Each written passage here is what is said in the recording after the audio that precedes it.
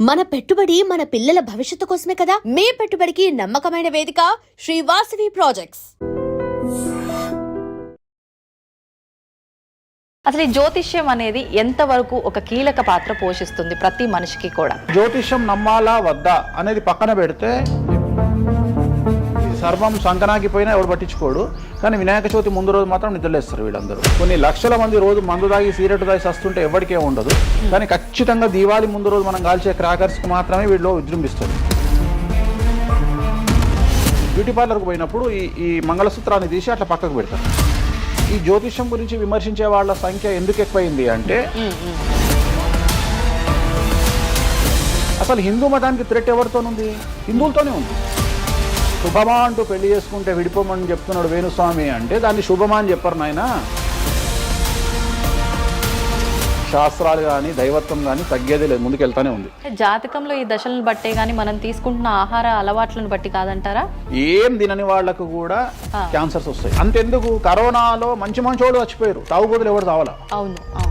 దేవుడు అనేవాడు నీ జాతకాన్ని రాసిండు, నీ తలరాత రాయలే. ఈ మధ్య కాలంలో దశమహావిద్యల అమ్మవార్ల గురించి చాలా ఎక్కువగా వింటున్నాం. ఎవరు అసలు ఈ దశమహావిద్యలు, ఎందుకు ఆరాధించొద్దు అందరూ? సో దశమహావిద్యలు అనేవి ఇవాళ కొత్తవి కావు.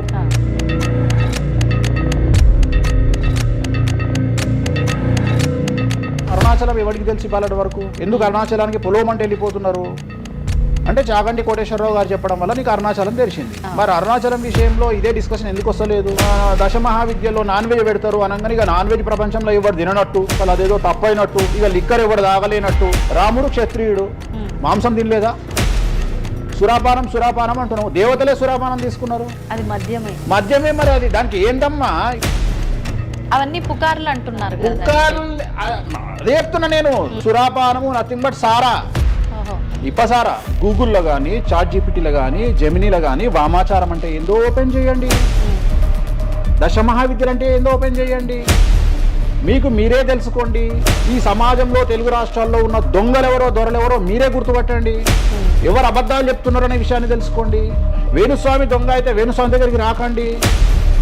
నన్ను 20 నిమిషాలు ఆడుకుందామనే ప్రయత్నం చేసిన నీకు ఇప్పుడు చిన్న ఫినిషింగ్ టచ్ ఇస్తాను. అసలు నువ్వు జనవరి 1కి ముందు నా దగ్గర ఇంటర్వ్యూకి ఎందుకు వచ్చావు? నేను దానికి ఆన్సర్ చెప్తా. కాదు అదే ప్రయత్నం వేణుస్వామి చేసిండు కామాఖ్య విషయం. అమ్మా ఇట్లా వచ్చారా? నమస్కారం, వెల్కమ్ టు ఐ డ్రీమ్. ధర్మ మార్గం విత్ విజిత కార్యక్రమానికి స్వాగతం.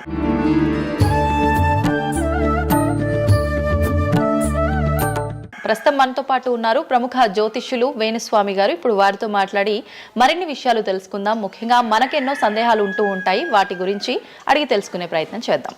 నమస్కారం అండి. నమస్తే తల్లి. ఓం నమో వెంకటేశాయ. వెంకటాద్రి సంస్థానం బ్రహ్మాండే నాసికించిన వెంకటేశ సమోదేవో నా భూతో నా భవిష్యతి. గురుగారు, చాలా వరకు ప్రస్తుత రోజుల్లో జ్యోతిష్యాన్ని ఎక్కువగా నమ్ముతున్నారేమో అనిపిస్తూ ఉంటుంది. సేమ్ టైం మళ్ళీ జ్యోతిష్యం మూఢనమ్మకము అని చెప్పి కొట్టిపారేసే వాళ్ళు కూడా ఎక్కువైపోయారేమో అనిపిస్తుంది. అసలు ఈ జ్యోతిష్యం అనేది ఎంతవరకు ఒక కీలక పాత్ర పోషిస్తుంది ప్రతి మనిషికి కూడా? సో జ్యోతిషం అనేది నువ్వు చెప్పినట్టుగా ప్రతి మనిషికి ఒక ఫేసు 2 ఫేసులు ఉంటాయి. కానీ కొంతమందికి చాలా ఫేసెస్ ఉంటాయి. ఉదాహరణ వేణుస్వామికి 2 ఫేసులు ఉండొచ్చు. అంటే సామాజికంగా ఒకటి, ప్రైవేట్గా ఒకటి. కానీ సమాజంలో ప్రస్తుతము తెలుగు రాష్ట్రాల్లో ఒక మనిషికి 5 ముఖాలు ఉన్నాయి. అంటే తెలుగు రాష్ట్రాల్లో ఎందుకు చెప్తున్నానంటే, భారతదేశాన్ని మొత్తం కంపేర్ చేసినప్పుడు భారతదేశానికి సంబంధించినటువంటి రాజకీయాలు వేరు, తెలుగు రాష్ట్రాల రాజకీయాలు వేరు. భారతదేశం సోషల్ మీడియా వేరు, తెలుగు రాష్ట్రాల సోషల్ మీడియా వేరు. భారతదేశం న్యూస్ ఛానల్స్ వేరు, తెలుగు రాష్ట్రాల న్యూస్ ఛానల్స్ వేరు. సో ప్రతిదీ తీసుకుంటే తెలుగు రాష్ట్రాలకు సంబంధించి చాలా ప్రత్యేకమైనటువంటి స్టైల్లో మనం ప్రజెంట్ వెళ్తా ఉన్నాము. ప్రత్యేకించి తెలుగు రాష్ట్రాలు. ఇంతకుముందు ఒకటే రాష్ట్రానికి పరిమితం అయ్యి ఉండే, అది హైదరాబాద్ కూడా అంటుకుంది. సో 2 రాష్ట్రాలు ఇంచుమించుగా సేమ్ స్టైల్లో వెళ్తున్నాయి. సో జ్యోతిష్యం నమ్మాలా వద్దా అనేది పక్కన పెడితే, ఎప్పుడే కానీ దేని గురించి ఎవరు మాట్లాడినా 2-3 విషయాల గురించి మాట్లాడతారు. ఒకటి ఐడెంటిటీ, ఒకటి బ్రాండు, ఒకటి ప్రత్యేకించి పిఆర్ స్ట్రాటజీ. ఇప్పుడు బ్రాండ్ అనేది వేణుస్వామి అంటే ఒక బ్రాండ్. వేణుస్వామి జ్యోతిషం గురించి మాట్లాడుతున్నాడు అంటే చాలా మంది వెయిట్ చేస్తారు, జరిగిందా జరగలేదని విశ్లేషించుకుంటారు. అదొక పద్ధతి.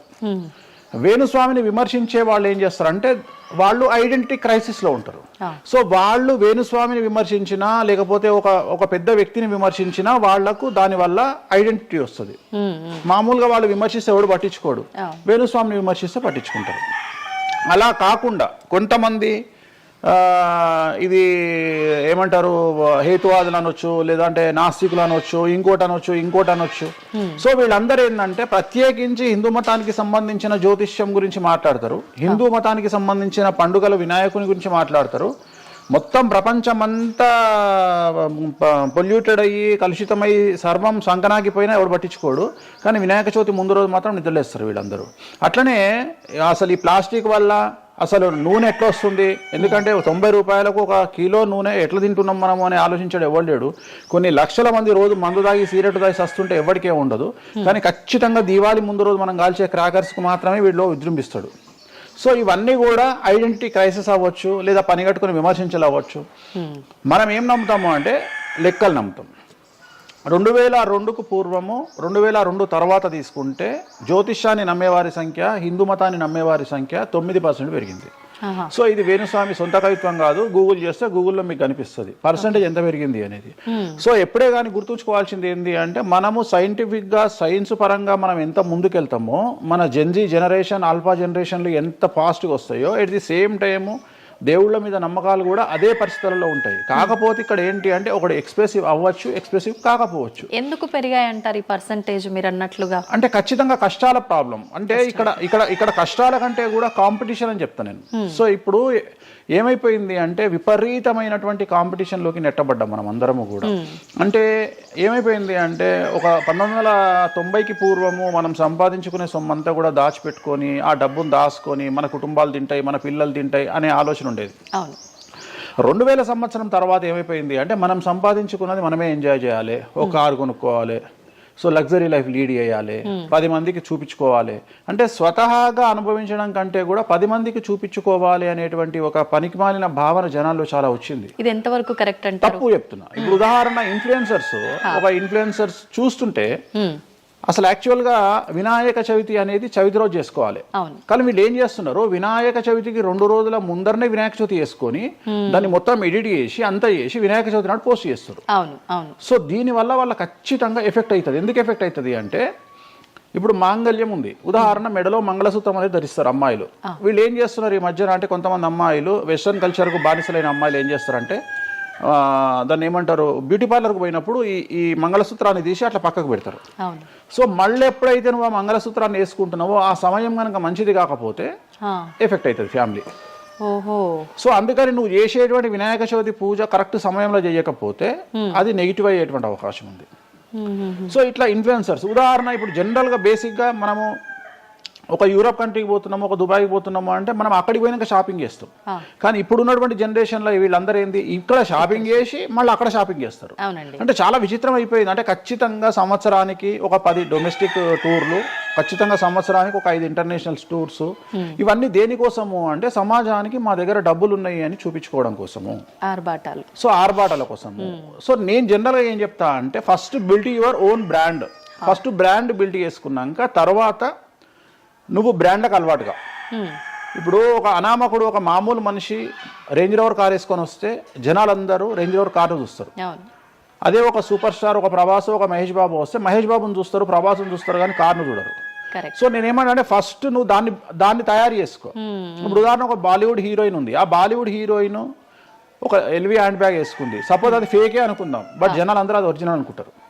అదే ఒక మామూలు అమ్మాయి నిజంగానే ఎల్వి బ్రాండ్ వేసుకుంది, కానీ అది ఫేక్ అనుకుంటారు.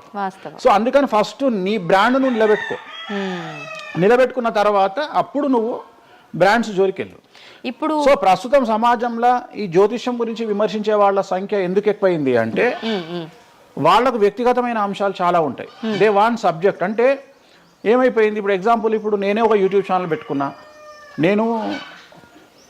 నన్ను నేను ఓన్గా జర్నలిస్ట్గా నన్ను నేను గుర్తించుకున్నా, నాకు సబ్జెక్ట్ కావాలి అంటే అట్లీస్ట్ నేను ప్రతిరోజు కనీసం ఒక 10 నుండి 15 వీడియోలు చేయాలి అంటే నాకు ఆ మనిషితో పని లేదు, ఆ వ్యవస్థతో పని లేదు, ఆ సబ్జెక్టుతో పని లేదు.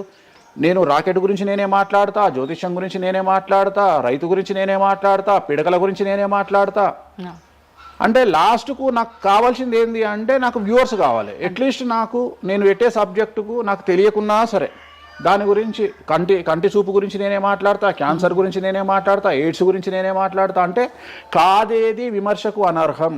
అంటే నీకు సబ్జెక్టు తెలుసా తెలియదా అంటే ఇంగితం ఉండేవాడు కంట్రోల్ చేసుకో. ఇప్పుడు నాకు సిగ్గు శరము ఇంగితం ఉంది. నేను ఇప్పుడు ఆ కెమెరామెన్ తీసేటువంటి కెమెరాకు సంబంధించి ఆయన ఎట్లా పెట్టాలి ఫోకస్, ఆయన లెన్స్ ఎంత అడ్జస్ట్ చేసుకుంటాడు ఏంది అనేది నాకు సంబంధం లేని వ్యవహారం. కానీ నేను అసలు దానిలోకి వెళ్ళను. కానీ అదే విశ్లేషకుల పేరుతో ఉండేటువంటి యూట్యూబ్ ఛానల్స్ అవ్వచ్చు, ఇంకొకళ్ళు అవ్వచ్చు, వాళ్ళు ఏం చేస్తారు, దాన్ని కూడా వాళ్ళే జస్టిఫికేషన్ చేస్తారు. అంటే దాన్ని కూడా నువ్వు కెమెరా ఎట్లా పెట్టాలనో కెమెరామెన్కి వీళ్ళు నేర్పిస్తారు, వీళ్ళే డిస్కషన్. ఎందుకు అంటే వాళ్ళకి ఏదో ఒక 10,000 వ్యూవర్షిప్ పోతే ఇట్లా ఓవరాల్గా తీసుకుంటే నెలకింత వెళ్తుంది పైసలు. సో దీని మీద బ్రతికే వాళ్ళు, సో వాళ్ళు ఏం చేస్తారు, వాళ్ళు విమర్శలు చేస్తారు. సో అట్లనే హేతువాదుల ముసుగులో ఉండేవాళ్ళు విమర్శలు చేస్తారు. అన్నిటికంటే ప్రాబ్లం ఏమైపోయింది అంటే పొద్దున్న లేస్తే హిందూ మతం బాగుండాలి, హిందూ మతం బాగుండాలి అంటే అసలు హిందూ మతానికి థ్రెట్ ఎవరితోనుంది? హిందువులతోనే ఉంది. ముస్లిమ్స్తో లేదు, క్రిస్టియన్స్తో లేదు. ఎందుకంటే వేరే వాళ్ళు మన జోలికి రావట్లా. ఎంతసేపు కప్పల భాగవతం లాగా మన జీవితంలో ఎలుకల భాగవతం లాగా ఒక ఎలుక ఇంకో ఎలుకని కిందికి గుంజుతుంది, ఒక కప్ప ఇంకో కప్పని కిందికి లాగుతుంది. అట్లనే హిందువులలో వేణుస్వామి ఆస్ట్రాలజికల్ ప్రిడిక్షన్స్ లో మంచిగా ఉన్నాడు. అంటే వేణుస్వామి చెప్పింది ఏదైనా జరిగినప్పుడు వేయడానికి ఎవరికి మనసు రాదు, కానీ వేణుస్వామిని విమర్శించడానికి పొలవమంటే అందరూ వచ్చేస్తారు. అంటే మరి నేను హిందువునే కదా, నన్ను కిందికి లాగేవాడు హిందువే కదా, మరి ఇక్కడ హిందూ మతం ఏమవుతుంది? ఇప్పుడు సమాజంలో నేను అబ్జర్వ్ చేస్తున్నా, గత కొన్ని రోజుల నుండి, ఒక 6 నెలల నుండి, సంవత్సరం నుండి Telugu media in the sense నేను లోకల్ సోషల్ మీడియాలో హిందూ మతాల పేరు మీద కొత్త వర్షన్ వచ్చింది. ఏంటి అంటే హిందూ ఆచార వ్యవహారాలను విమర్శించడము చాలా కామెడీ అయిపోయింది. ఒక ఆయన ఈ మధ్యలో ఇంటర్వ్యూ చూసిన నేను, అసలు దుర్గమాల లేదంటాడు ఆయన. నేను షాక్ అయినా. నేను ఇనుంటావు నువ్వు కూడా. నాకు ఆశ్చర్యం అనిపించింది. దుర్గమాల లేదు అంటే అమ్మవారి మాల, జనరల్ గా భవానీ మాల కరెక్ట్ వర్డ్. భవానీ మాల లేనే లేదు, అసలు చరిత్రలో లేదు అంటాడు. అంటే సమాజము ఏదో విధంగా భక్తి మార్గం వైపు వెళ్తుంది అంటే నువ్వు సంతోషంగా ఫీల్ అవ్వాలి. కానీ దాన్ని కూడా విమర్శించేవాడు. ఎందుకంటారు ఇలా అంటే వీళ్ళందరూ పండితులు కాదు, వీళ్ళందరూ standing comedians or sitting comedians. ఒక ఆయన కూర్చొని మాటలు చెప్తాడు, వాళ్ళు నవ్వడం స్టార్ట్ కాగానే ఈయన మర్చిపోతాడు. ఇక ఈయన మర్చిపోయి, అంటే ఆడవాళ్ళు నవ్వుతుంటారు, మగవాళ్ళు నవ్వుతుంటే ఈయన ఆనందానికి పరవశుడు అయ్యి ఇంకా వాళ్ళు నవ్వుతున్నారు కదా అని రెచ్చిపోయి, ఇంకా గ్రహాలు లేవు, దేవుడు లేడు, ఏది ఒక బ్రాహ్మణుడు అయ్యుండి, ఒక పండితుడు అయ్యుండి టోటల్ మన సబ్జెక్టుకు వ్యతిరేకంగా మాట్లాడుతూ ఉంటాడు. అట్లనే ఆయన ఎవరో భవానీమాల లేదు అంటాడు. నేను నీకు వచ్చిన నష్టమేముంది? నువ్వు మొగోడివైతే భవానీమాల కాదు, ఎవరైతే కోయంబత్తూరులో ఈషా ఫౌండేషన్లో లింగభైరవ అమ్మవారు లేదని చెప్పు, అది నీ గొప్పతనం. నిజంగా లింగభైరవ అమ్మవారు లేనప్పుడు లేదని చెప్పు. ఆమె క్రియేటెడ్ కాడు, చెప్పొచ్చు కదా లేదు అని. ఎందుకంటే అక్కడ భయం ఏంటంటే ఎవరు తంతడు అని. వీళ్ళ భయం అంటే ఏంటంటే ఎక్కడైతే ఎవడు వీళ్ళకి అడ్డు రాడో అక్కడికి వస్తారు. వీళ్ళకి ఒరిజినల్ సబ్జెక్ట్ మాట్లాడే దమ్ము లేదు. సో ఇదంతా ఎంత చేసినా నేను అల్టిమేట్గా చెప్పేది ఏంటంటే, జ్యోతిష్యానికి వ్యక్తిగతంగా నా దగ్గరకు వచ్చేవాళ్ళు నాకు జనాలకు చెప్పారుగా. ఇప్పుడు నేను ఒక మాట చెప్తా, ఇప్పుడు సీక్రెట్ మెయింటైన్ చేయాలనుకుంటారు ప్రతి ఒక్కడు, ప్రైవసీ మెయింటైన్ చేయాలనుకుంటారు. మామూలుగా హాస్పిటల్కి పోతేనే ఇవాళ ప్రైవసీ మెయింటైన్ చేయాలనుకుంటున్నారు. అది అట్లీస్ట్ తలకాయనొప్పికి పోయినా వాళ్ళు దే వాంట్ ప్రైవసీ. అంటే కారు డైరెక్ట్గా B1కి వెళ్ళిపోతుంది, పైకి వెళ్ళిపోతారు, డాక్టర్ని కలుస్తారు, వస్తారు. అట్లాంటిది వేణుస్వామి దగ్గరకు వచ్చి నేను ఎందుకు చెప్పాలనుకుంటున్నా, లేదంటే నేను ప్రజలకి చెప్పాలనుకుంటున్నా అనుకోరు కదా. ఎవరో ఒకళ్ళు వేణుస్వామి దగ్గరికి వెళ్ళినప్పుడు, కొన్నిసార్లు కొన్ని వీడియోలు తీసినప్పుడు 100 మందిలో ఒక వీడియో తీసినప్పుడు ఆ వీడియో పోస్ట్ చేస్తాము, దానివల్ల నా దగ్గరకు వచ్చినట్టు తెలుస్తుంది. కానీ 99% నా దగ్గరకు వచ్చినట్టు తెలియదు. నా దగ్గరికే కాదు, జ్యోతిషం అనేది ఎక్స్ట్రీమ్గా జనాల్లోకి వెళ్తున్నది. ఎట్ ది సేమ్ టైం భక్తి అనేది జనాల్లోకి వెళ్తున్నది. దాన్ని భయం అంటమా భక్తి అంటమా పక్కన పెడితే ఈరోజు జనాలు ముక్కోటి కానీ ఇతరత్ర పండుగలు కానీ జనవరి 1 కానీ జనాలు విపరీతంగా దేవాలయాల్లో ఉంటున్నారు. అంటే జనాలకు దేవుడి మీద కానీ శాస్త్రాల మీద కానీ వచ్చినటువంటి నమ్మకము, ఈ నమ్మకాన్ని ఎవరో ఒకళ్ళు వచ్చి టీవీలో కూర్చొని చెప్పినంత మాత్రాన పోదు. సో ఇది జనాల్లోకి విపరీతంగా వెళ్తానే ఉంటుంది. జనాలు ఎప్పుడే కానీ ఎంత వెస్టర్న్ కల్చర్కి వెళ్ళినా నమ్మకము అనేది ఒకటి ఉంటుంది. మనల్ని నమ్మించేది, మనల్ని బ్రతికించేది నమ్మకము. ఈ నమ్మకం లేకపోతే మనకు జీవితం లేదు. సో ఈ జ్యోతిష్యము అనేది అంధకార బంధురంలో ఉండేటువంటి ఒక వ్యక్తిని బయటకు తీసుకురావడానికి, జరగబోయేటువంటి నష్టాన్ని చెప్పడానికి మాత్రమే పనికి వచ్చేటువంటి శాస్త్రము. అంతేగాని నువ్వు 50 ఏళ్లకు నరుకుతావు, 40 ఏళ్లకు కారు కొంటావు, ఈ సొల్లు పురాణం చెప్పాల్సిన పని లేదు. జరగబోయేటువంటి నష్టాన్ని గనక చెప్పగలిగితే జ్యోతిష్యము దాన్ని సరి చేసుకోవడంతో పాటు మానసికంగా స్ట్రాంగ్ అవ్వడానికి ఆ వ్యక్తికి చాలా చాలా చాలా ఉపయోగపడుతుంది. భార్యాభర్తలు తన్నుకొని చస్తారు, విడిపోతారు అని చెప్పడంలో ఉద్దేశము మీరు విడిపోండి అని కాదు. భార్యాభర్తల్లో అట్లీస్ట్ జనరేషన్ ను బట్టి ఈ రోజు భర్త అనేవాడు కాంప్రమైజ్ అయ్యి భార్య తిట్టినా పడి ఉంటాడు అని ఇక్కడ ఉద్దేశము. అంటే ఒకప్పుడు భార్యకు భర్తకు పెళ్లికి కనీసం 10 సంవత్సరాల గ్యాప్ ఉండేది. ఎందుకు అంటే భార్య అనే అమ్మాయి చిన్నపిల్లగా ఉంటే భర్త అనేవాడు ఒక కూతుర్ని చూసుకుంటాడు అనే ఉద్దేశంతో ఆ పెళ్లిళ్ళు చేసేవాళ్ళు. ఇవాళ ఏం చేస్తున్నారు, ఇద్దరికి 6 నెలలు తేడా ఉండదు. సో ఇద్దరు టెంపర్మెంట్ లో వెళ్తారు, ఇద్దరు గొడవలు పడతారు. సో ఈ కండిషన్ లో వాళ్ళిద్దరు విడిపోయేటువంటి తత్వం వైపు వెళ్తారు. కాబట్టి మొదలే మీ జాతకాలు బాగాలేవు, మీకు విడిపోయే అవకాశం ఉంది అంటే మిమ్మల్ని విడిపోమని చెప్పడం కాదు. ఇక్కడ మీరు జాగ్రత్తగా ఉండండి, కాంప్రమైజ్ కండి, ఈగోస్ పక్కన పెట్టండి, మీ పొసెసివ్నెస్ను పక్కన పెట్టండి. సో ఆర్థికపరమైనటువంటి అంశాల్లో క్యాలిక్యులేటెడ్గా ఉండండి, తన్నుకొని చావకండి, విడిపోకండి అని మొదలే వాళ్ళని హెచ్చరించడం అనేటువంటిది దీంట్లో భాగము. కానీ ఇవాళ ఏమంటున్నారు, శుభమా అంటూ పెళ్లి చేసుకుంటే విడిపోమని చెప్తున్నాడు వేణుస్వామి అంటే దాన్ని శుభమా అని చెప్పరు నాయన. ప్రతి ఒక్కళ్ళకి అదే చెప్తున్నారు. ఆ మాతకు వస్తే మీరు పొద్దున్న లేస్తే 100 పెళ్లిలలో 80 పెళ్లిళ్ళు డివోర్స్ అవుతున్నాయి. మరి దీని మీద మీరే కదా డిబేట్ పెడతారు. సో ఇదంతా ఏంటంటే ఒక వ్యక్తిని విమర్శించాలనుకున్నప్పుడు వాళ్ళు ఏదైనా తీసుకురావచ్చు. దాన్ని రామ అంటే దాన్ని చిన్న పదాలు మారిస్తే ఆ రామ అనేది ఒక బ్యాడ్ వర్డ్ అవుతుంది. సో దాన్ని ఎట్లంటే అట్లా చేసుకొని పోవచ్చు. కానీ ప్రస్తుతం దేశ కాలమాన పరిస్థితులలో జ్యోతిష్యం కానీ శాస్త్రాలు కానీ దైవత్వం కానీ తగ్గేదే లేదు, ముందుకెళ్తానే ఉంది.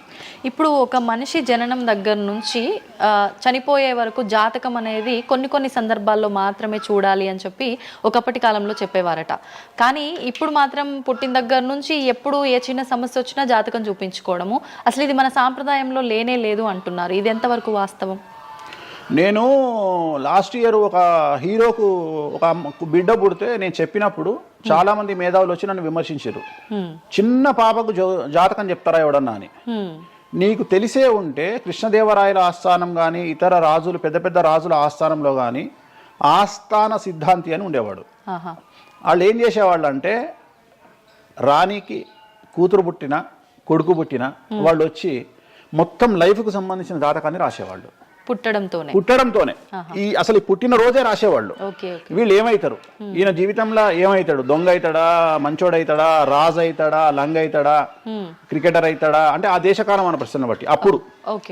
సో దాన్ని ఇప్పుడు కన్వర్షన్ చేసుకుంటే ఇప్పుడు మేము రాసే జాతకంలో ఇప్పుడు వీడు ఇంజనీర్ అవుతాడా, డాక్టర్ అవుతాడా, ఎంటర్ప్రెన్యూర్ అవుతాడా, ఉద్యోగస్తుడు అవుతాడా. సో ఇవన్నీ అంచనా వేగ ఒక మనిషి పుట్టినప్పటి నుండి లగ్నాన్ని బేస్ చేసుకొని 1వ నెంబరు అంటే లగ్నము నుండి 12వ నెంబరు అంటే వ్యయము 1 నుండి 12 గడులను కనుక తీసుకొని రాస్తే ఆ మనిషి ఎప్పుడు పుట్టి ఏమేం చేస్తాడు, ఎప్పుడు చనిపోతాడు అనేది వెరీ క్లియర్గా మెన్షన్ చేయవచ్చు. సో ప్రతి రోజు జాతకాన్ని వేసుకోవచ్చు, ప్రతి నెల జాతకాన్ని వేసుకోవచ్చు.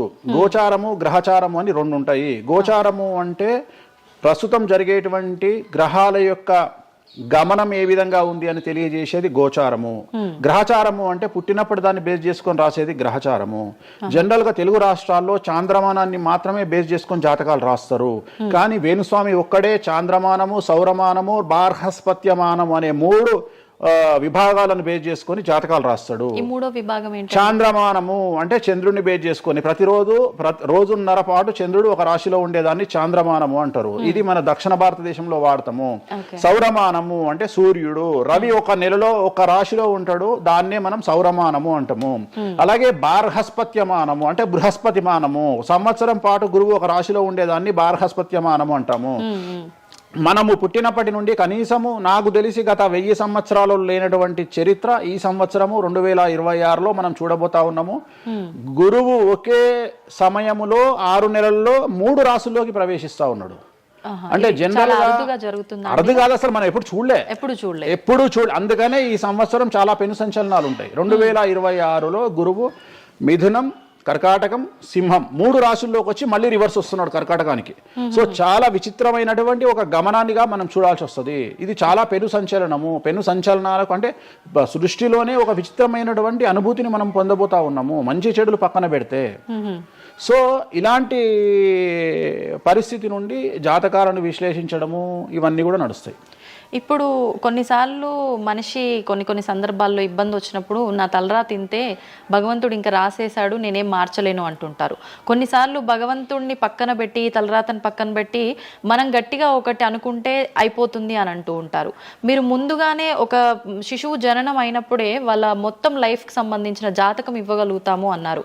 మరి ఇప్పుడు మధ్యలో ఇప్పుడు చెప్తున్న వాళ్ళ విధానాలను బట్టి మనం అనుకుంటే అయిపోతుంది, ఏదైనా మనం ప్రయత్నం చేస్తే మారుతుంది, భగవంతుడు దాన్ని మార్చేస్తాడు కొన్ని ప్రయత్నాల వల్ల అంటారు. ఈ రెండిట్లో అసలు దేన్ని నమ్మాలంటారు?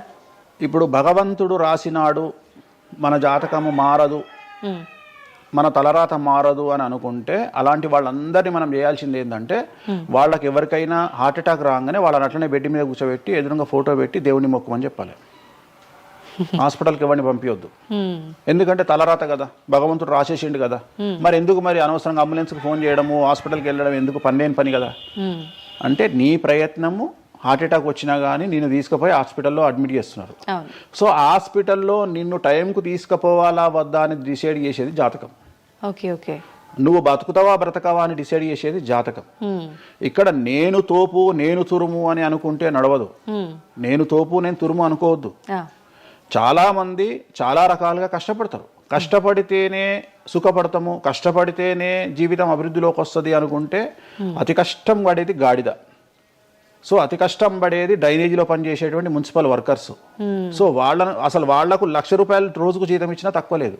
అంటే వాళ్ళు ఊడ్చే చెత్త, వాళ్ళు తీసే చెత్త ఈ ప్రపంచంలో ఎవరూ భరించలేరు. అలాంటిది వాళ్ళు చేసే కష్టం మీద కంపేర్ చేస్తే ఈ ప్రపంచంలో ఇక కష్టం చేసే మనుషులే లేరుగా. మరి అలాంటి వారికి మనం ఇచ్చే జీతం ఎంత? 40,000, 50,000. కానీ వాళ్లకు కనీసం నెలకు 40 లక్షలని ఇవ్వాలి. అంటే నువ్వు చేసే కష్టానికి కాకుండా నువ్వు తెలివితో చేసే కష్టానికే విలువ ఎక్కువ. నువ్వు తెలివితో చేసే కష్టానికే విలువ ఎక్కువ. హార్డ్ వర్క్ కాకుండా smart work exactly smart work నమ్ముకోవాలి. సో రెండవది, నేను కష్టపడితే అసలు రానే రాదు. నువ్వు కష్టపడడం కాదు, నువ్వు తెలివిగా కష్టపడు, కసిగా కష్టపడు. సో అందరికంటే భిన్నంగా ముందుకెళ్ళు. సో దీంట్లో లోకులు నీ మీద రాళ్లు వేస్తారు, దీంట్లో లోకులు నిన్ను సమాజంలో టార్గెట్ చేస్తారు. So there is no development in comfortable zone. నువ్వు కంఫర్టబుల్ జోన్ దాటిన తర్వాతనే నీ జీవితంలో నీ కష్టాలు అనేవి స్టార్ట్ అవుతాయి. ఆ కష్టాలు స్టార్ట్ అయిన తర్వాత అభివృద్ధి అనేది ఏర్పడుతుంది. సో నువ్వు ఉద్యోగానికి అలవాటు అయినవు అంటే జీవితంలో నువ్వు ఉద్యోగంలోనే ఉండిపోతావు. నువ్వు రిస్క్ తీసుకొని సంవత్సరం పాటు ఖాళీగా కూర్చోవడానికి ట్రై చేసి నువ్వేదో వ్యాపారం చేసుకోనో ఇంకేదో చేసుకోనో ముందుకు రావడానికి ప్రయత్నం చేస్తే అప్పుడు నువ్వు తోపవుతావు. ఓకే. సో ఇక్కడ నువ్వు ఎంత టార్గెట్ చేసినావు, జీవితంలో ఎంత డబ్బు సంపాదిస్తున్నావు అనే దాని మీద నువ్వు తీసుకునే రిస్క్ ఆధారపడి ఉంటుంది. నువ్వు తీసుకునే రిస్క్ను బేస్ చేసుకుని నీ లైఫ్లో డెవలప్మెంట్ అనేది ఆధారపడి ఉంటుంది. అంతేగాని నేను నార్మల్గానే ఉంటా, నాకు డబ్బులు రావాలి అంటే రావు. ఎట్ ది సేమ్ టైము నాకు జ్యోతిష్యము అనేటువంటిది ఎలాంటిది అంటే, డాక్టర్ దగ్గరికి పోయినప్పుడు బ్లైండ్ కాలో చెయ్యో ఇరిగినప్పుడు డాక్టర్ దగ్గరికి పోయినావు, డాక్టర్ ఏమంటాడు? ఫస్ట్ ఎక్స్రే తీసుకొని రా అంటాడు. అదే జ్యోతిష్యం. ఆ ఎక్స్రే అనేదే నీ లగ్నం, ఎక్స్రే అనేదే నీ కుండలి. సో నువ్వు తీసుకున్న ఎక్స్రే, నువ్వు ఎట్లయితే డాక్టర్ దగ్గరికి పోయినప్పుడు ఎక్స్రే ఎట్లయితే పనిచేస్తుందో, నీ కష్టం వచ్చినప్పుడు నిన్ను కష్టాల నుండి బయటికి తీసుకురావడానికి జ్యోతిష్యం అనేది ఎక్స్రే లాగా ఉపయోగపడుతుంది. ఆ ఎక్స్రే అంటే నీ కుండలి చూసినప్పుడు నీకు ఈ సబ్జెక్ట్లో ఈ ప్రాబ్లం ఎందుకు వచ్చింది, ఒక వ్యక్తికి హార్ట్ అటాక్ ఎందుకు వచ్చింది అంటే ఆయన జాతకంలో రవి కేతువు లేదా శని దృష్టి రవి మీద, లేదా కుజ రవులు 8వ ఇంట్లోనో లేకుంటే 6వ ఇంట్లోనో వ్యయంలో ఉన్నప్పుడు, అలాగే రవి కేతువులు 12వ ఇంట్లో కలిసినప్పుడు, అలాగే 6వ ఇంట్లో కలిసినప్పుడు, సో ఆ సందర్భంలో ఆ గ్రహ చిత్రంలో, ఆ దశా చిత్రంలో ఆ దశ వచ్చినప్పుడు, అంతర్దశ వచ్చినప్పుడు, ఏలినాటి శనిలోనో, ఆ షష్టమ శనిలోనో, అష్టమ శనిలోనో ఈ హార్ట్ అటాక్ అనేది వస్తుంది. అంటే జాతకంలో ఈ దశలను బట్టే కానీ మనం తీసుకుంటున్న ఆహార అలవాట్లను బట్టి కాదంటారా? ఏం తినని వాళ్లకు కూడా క్యాన్సర్స్ వస్తాయి, గుర్తుంచుకోవాలి. ఏం తినని వాళ్ళకు కూడా క్యాన్సర్లు వస్తాయి. చాలా మందికి ప్రస్తుతం సమాజంలో నాన్ వెజ్ తిననటువంటి వాళ్లకు కొలన్ క్యాన్సర్ వచ్చినటువంటి సంఘటనలు నాకు వేలల్లో తెలుసు. సో ఏం తప్పు చేస్తున్నారని అమ్మాయిలకు బ్రెస్ట్ క్యాన్సర్ వస్తుంది? ఆన్సర్ చెప్పు. Question mark. అవునా కాదా? థైరాయిడ్తో ఏం పని చేస్తున్నాం? థైరాయిడ్ ప్రాబ్లం వచ్చింది. సరే ఉదాహరణ లంగ్స్ క్యాన్సర్ అంటే నువ్వు సిగరెట్ తాగితే వచ్చింది. కానీ నువ్వు నమ్మవో 100 మందిలో 40 మందికి లంగ్స్ క్యాన్సర్ వచ్చిన వాళ్ళకు సిగరెట్ అలవాటు లేదు. ఎందుకు వచ్చింది? ఓకే. సో చాలా మంది అంతెందుకు కరోనాలో మంచి వాళ్ళు చచ్చిపోయారు, తాగుబోతులు ఎవరు తావాలా? అవును అవును. అసలు దీని మీద కదా నువ్వు సైంటిస్ట్ రీసెర్చ్ చేయాల్సింది. ఇంతమందిని చూసినా మనం రోడ్డు మీద బిచ్చమెత్తుకునేవాడు ఎవరు చచ్చిపోలే. ఎందుకు అంటే వాడి డైజెషన్ సిస్టమ్ అంత స్ట్రాంగ్ ఉంది, వాడి ఇమ్యూనిటీ పవర్ అంత స్ట్రాంగ్ ఉంది. అట్లనే మందు తాగే వాడి ఇమ్యూనిటీ పవర్ అంత స్ట్రాంగ్ ఉంది. తాగుబోతులు ఎవరు చచ్చిపోలే కరోనాలో. సో ఇవన్నీ నువ్వు ఎలా చనిపోతావు, ఏ రోగం వస్తుంది, ఏంది అనేది జ్యోతిష్యం ప్రిడిక్ట్ చేయగలుగుతుంది. జ్యోతిష్యం అనేది నీ లైఫ్ను డిసైడ్ చేసింది కాదు, నీ లైఫ్ను ఎలా మార్చుకోవాలి అనేది జ్యోతిష్యం డిసైడ్ చేస్తుంది. దేవుడు అనేవాడు నీ జాతకాన్ని రాసిండు, నీ తలరాత రాయలే. ఇక్కడ గుర్తుంచుకోవాల్సింది ఏంటంటే నువ్వు ఏ సమయంలో పుట్టాలి అనేది డిసైడ్ చేసింది ఎవరు? దేవుడు. సో నువ్వు పుట్టినప్పుడు 9 గ్రహాల కాంబినేషన్స్ ఎక్కడున్నాయి? లగ్నంలో ఎవరున్నారు, ద్వితీయంలో ఎవరున్నారు, తృతీయంలో ఎవరున్నారు, చతుర్థంలో ఎవరున్నారు, పంచమంలో ఎవరున్నారు, షష్టమంలో ఎవరున్నారు, వ్యయంలో ఎవరున్నారు. అంటే నీకు ఏ రోగాలు రావాలి, నీకు దోస్తులు ఎట్లాంటి వాళ్ళు ఉన్నారు, నీ కుటుంబంలో నీకు బంధువులతో గొడవలు అయితేయా కావా, నువ్వు డబ్బు ఎంత సంపాదిస్తావు, ఉద్యోగం వల్ల సంపాదిస్తావా, వ్యాపారం వల్ల సంపాదిస్తావా, లేకపోతే బెట్టింగ్లకు పోయి నాశనం చేసుకుంటావా, లేకపోతే వ్యసనపరుడు పోయి నాశనం చేసుకుంటావా, సో అమ్మాయిలకు బానిసైతావా, అంటే ఇట్లాంటివన్నింటిని అనలైజ్ చేయగలిగినటువంటి శక్తి జ్యోతిష్యానికి ఉంది. జ్యోతిష్యము అనేది వేరు కాదు. నువ్వు ఏదైతే దేవుడు జాతకం రాసిండు, ఏదైతే తలరాత రాసిండు అంటుండో గదే గిది. అంటే పుట్టిన టైముని, ప్లేస్ని అన్నిటిని బట్టే ఈ ప్రిడిక్షన్. ఒక మనిషి పుట్టిన సమయాన్ని బేస్ చేసుకొని ఇప్పుడు నువ్వు మాట్లాడుతున్న దేవుడు రాసిన తలరాతనే జాతకం. తలరాత వేరు, జాతకం వేరు కాదు. నీ తలరాత అనేది ఈ లగ్నంలో ఉంది, ఈ కుండలిలో ఉంది. దీన్ని బేస్ చేసుకొని, దీన్ని చేతిలో పట్టుకొని నువ్వు ముందుకెళ్తే నీకు ఏ ప్రాబ్లం ఉండదు. ఒక్కసారి జ్యోతిష్కుని సంప్రదిస్తే కాదు, నువ్వు ప్రతి సంవత్సరము లేదా 2.5 సంవత్సరాలకు ఒకసారి శని మారినప్పుడల్లా నీ జాతకం మారుతుంటది. గోచారంలో మారుతుంటది, గ్రహచారంలో మారుతుంటది. నువ్వు ఎలాంటి చర్యలు తీసుకోవాలి, ఎలాంటి జాగ్రత్తలు తీసుకోవాలి, నీకు వాహన ప్రమాదాలు ఎప్పుడు వస్తాయి, ఆరోగ్యపరమైన ఇబ్బందులు ఎప్పుడు వస్తాయి, న్యాయపరమైన ఇబ్బందులు ఎప్పుడు వస్తాయి, నువ్వు ఎదిగిన తర్వాత నీకు శత్రువులు పెరుగుతారు. నువ్వు ఎంత శుద్ధపూసైనా, ఎంత మంచివాడివైనా, నువ్వు సమాజంలో ఎదిగి ఒక కారు కొనుక్కొని, ఒక ఇల్లు కొనుక్కొని నీ బతుకు నువ్వు బ్రతుకుతున్నా నీ మీద జనాలు ఏడ్చి చస్తారు. నీకు శత్రువులు అనేవాళ్ళు ఏర్పడతారు. నువ్వు మంచి చేసినా శత్రువులు వస్తారు, చెడు చేసినా శత్రువులు వస్తారు. సో ఇలాంటి వాళ్ళందరి నుండి నువ్వు ఎట్లా తప్పించుకోవడానికి ఏమేమి పూజలు చేసుకోవాలి, ఏమేమి న్యాయపరమైన జాగ్రత్తలు తీసుకోవాలి, వీటన్నిటినీ క్రోడీకరించి చెప్పగలిగిన వాడు జ్యోతిష్కుడు. కాకపోతే జ్యోతిష్కుడికి దేశ కాల మాన పరిస్థితులను బేస్ చేసుకొని జాతకం చెప్పగలగడం రావాలి. ఎందుకంటే జ్యోతిష్యంలో ఉదాహరణ రవి, కుజ, కేతువు కలిసి ఉన్నప్పుడు సుఖవ్యాధి వస్తుంది. సో సుఖవ్యాధి అని మాత్రమే జ్యోతిష్యం చెప్పింది మాకు. అంతేగాని నీకు సిఫిలిస్, గనేరియా, ఎయిడ్స్, HIV అని చెప్పి రాయలే మాకు అక్కడ రాసింది. ఏం రాసిండు? నీకు సుఖవ్యాధి వస్తుంది. కాకపోతే దేశకాలమాన పరిస్థితులను బట్టి ఏ వ్యాధులు వస్తున్నాయో దాన్ని అంచనా వేయగలిగిన శక్తి జ్యోతిష్కుడికి ఉండాలి. ఇప్పుడు కూడా నువ్వు ఇంజనీరింగ్ చేస్తున్నావు అంటే ఇంజనీరింగ్ ఇంకో 2 ఏళ్ళు అయితే పోతుంది. సో కొత్త ఏదో వస్తుంది, స్టడీస్ వస్తాయి. సో మనం మారుతూ ఉండాలి, మనం అప్డేట్ అవుతా ఉండాలి. ఎట్లయితే టెక్నాలజీ కోసము, ఎట్లయితే కెమెరా విషయంలో, ఎట్లయితే మైక్ల విషయంలో అప్డేట్ అవుతున్నామో మేము కూడా జ్యోతిష్యం విషయంలో అప్డేట్ కావాలి. కానీ మమ్మల్ని అప్డేట్ అవ్వడానికి ఎవరు మాకు భుజం తట్టేవాళ్ళు కానీ, వెన్ను తట్టేవాళ్ళు కానీ, మమ్మల్ని ఎంకరేజ్ చేసేవాడు కానీ ఉండడు. ఎంతసేపు మా మీద దాడి చేద్దామని చూసేవాడే ఉంటాడు. మేము ఏదైనా విశ్లేషించి కొత్తది చెప్పుదాము అనేటువంటి ప్రయోగం చేయంగానే ఆటోమేటిక్గా రాకెట్ ఫెయిల్ అయితేనేమో సింపతి చూపిస్తారు, మేము చెప్పింది ఫెయిల్ కాగానే దాడి చేస్తారు. సెఫాలజిస్టుల పేరుతోని ప్రతి సంవత్సరము కనీసం ఒక 20-30 మంది ఫెయిల్ అయితేనే ఉంటారు ఎన్నికలలో. వాళ్ళ జోలికి ఎవడు పోడు. కానీ మేము ఎవడన్నా పుసుక్కున ఎక్కడన్నా ఎన్నికలు గెలుస్తాయి అని చెప్పగానే మా మీద దాడి చేసే వాళ్ళు ఎక్కువ ఉంటారు. సో మాకు కూడా ఎంకరేజ్మెంట్ చేస్తే మేము సైన్స్ను ఎప్పుడో పండబెట్టగలిగిన శక్తి మాకు ఉన్నది, జ్యోతిష్కులకు లేక కాదు. కాకపోతే మమ్మల్ని ఎవడు వెన్నుదడతాడు, మా గురించి ఎవడు మాట్లాడతాడు, మా గురించి మెచ్చుకునేది పర్సనల్గా వ్యక్తిగతమైనటువంటి టర్మినాలజీలో మాతో మాట్లాడేవాళ్ళు మెచ్చుకుంటారు తప్ప సమాజం మమ్మల్ని చూసే దృష్టి వేరు. ఎంతసేపు మా దాంట్లోనే మాకు ఉండదు. మా దాంట్లో యాచకా శత్రువు అంటే బిచ్చపోరు శత్రువు అని మా దాంట్లో మాకే తన్నులాట. కామాఖ్యకు పోయి బలుడిచ్చి పూజలు చేసుకునేటువంటి జ్యోతిష్కులు హైదరాబాద్కు వచ్చి అక్కడ బలులే లేవని చెప్తాడు ఒక జ్యోతిష్కుడు. సో ఇట్లా ఎందుకు చెప్తున్నారు అంటే వాళ్ళ కర్మ, మనం ఏం చేయలేము. సో ఓవరాల్గా జ్యోతిష్యం అనేది ఏదైనా చరిత్ర సృష్టించగలుగుతుంది. జ్యోతిష్యము అంటే మనిషి యొక్క తలరాతనే జ్యోతిష్యం. ఇప్పుడు మీరు చెప్పిన దాన్ని బట్టి అంతా మనం పుట్టిన టైము ప్లేస్ని బట్టే డిసైడ్ అవుతుంది ఈ ప్రిడిక్షన్ అంతా. అంటే న్యాచురల్గా బర్త్ జరిగితే ఓకే, కానీ ఇప్పుడు అన్ని ముహూర్తాలు పెట్టుకొని టైము అన్ని చూసి చేస్తున్నారు కదా, మరి ఇటువంటి వారికి జాతకం ప్రిడిక్షన్ కరెక్ట్ ఉంటుందా? ఆ ముహూర్తం పెట్టాలి అనేటువంటి టైమింగ్ కూడా ఆయన డిసైడ్ చేస్తాడు దేవుడే. ప్రతిదీ మనం తోపులం అనుకుంటాం, నేను ఓన్గా ఆలోచిస్తున్నా అనుకుంటాడు. ఓకే, అది ఆల్రెడీ డిసైడెడే.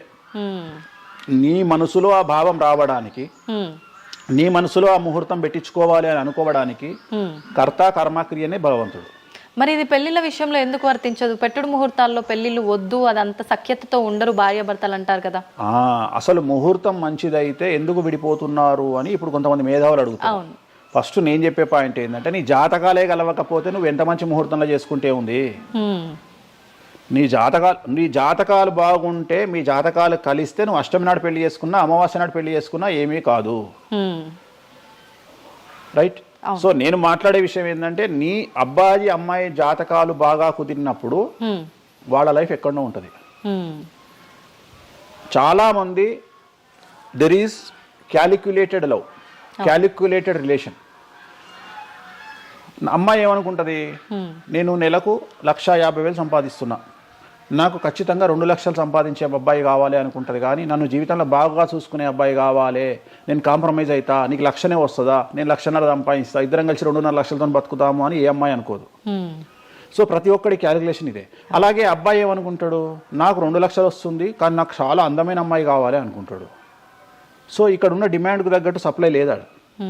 సో అప్పుడు ప్రాబ్లం ఏమవుతుంది, ఫైటింగ్. అప్పుడు ఏమవుతుంది అంటే కాంప్రమైజ్ అనేది స్టార్ట్ అవుతుంది. అంటే జ్యోతిష్యుడు జాతకాలు బాగాలేవు అని చెప్పినా ఇనే పరిస్థితులలో వీళ్ళు ఉండరు. రెండవది, జ్యోతిష్కులు కూడా ఏం చేస్తారంటే సాధ్యమైనంత వరకు ముక్కుసూటిగా ఆన్సర్ చెప్పకుండా, కుజదోషం ఉంది, 7వ ఇంట్లో కుజుడున్నాడు, 7వ ఇంట్లో శని కుజులు కలిసి ఉన్నారు, సో చాలా ప్రాబ్లం అవుతుంది. లేదా 7వ ఇంట్లో చంద్రుడు కుజుడు కలిసి ఉన్నారు, సో పిల్లవాడి తల్లి వల్ల సమస్యలు వస్తాయి, లేదా పిల్ల తల్లి వల్ల సమస్యలు వస్తాయి అని వీడు డైరెక్ట్గా అమ్మాయికో అబ్బాయికో చెప్పడు.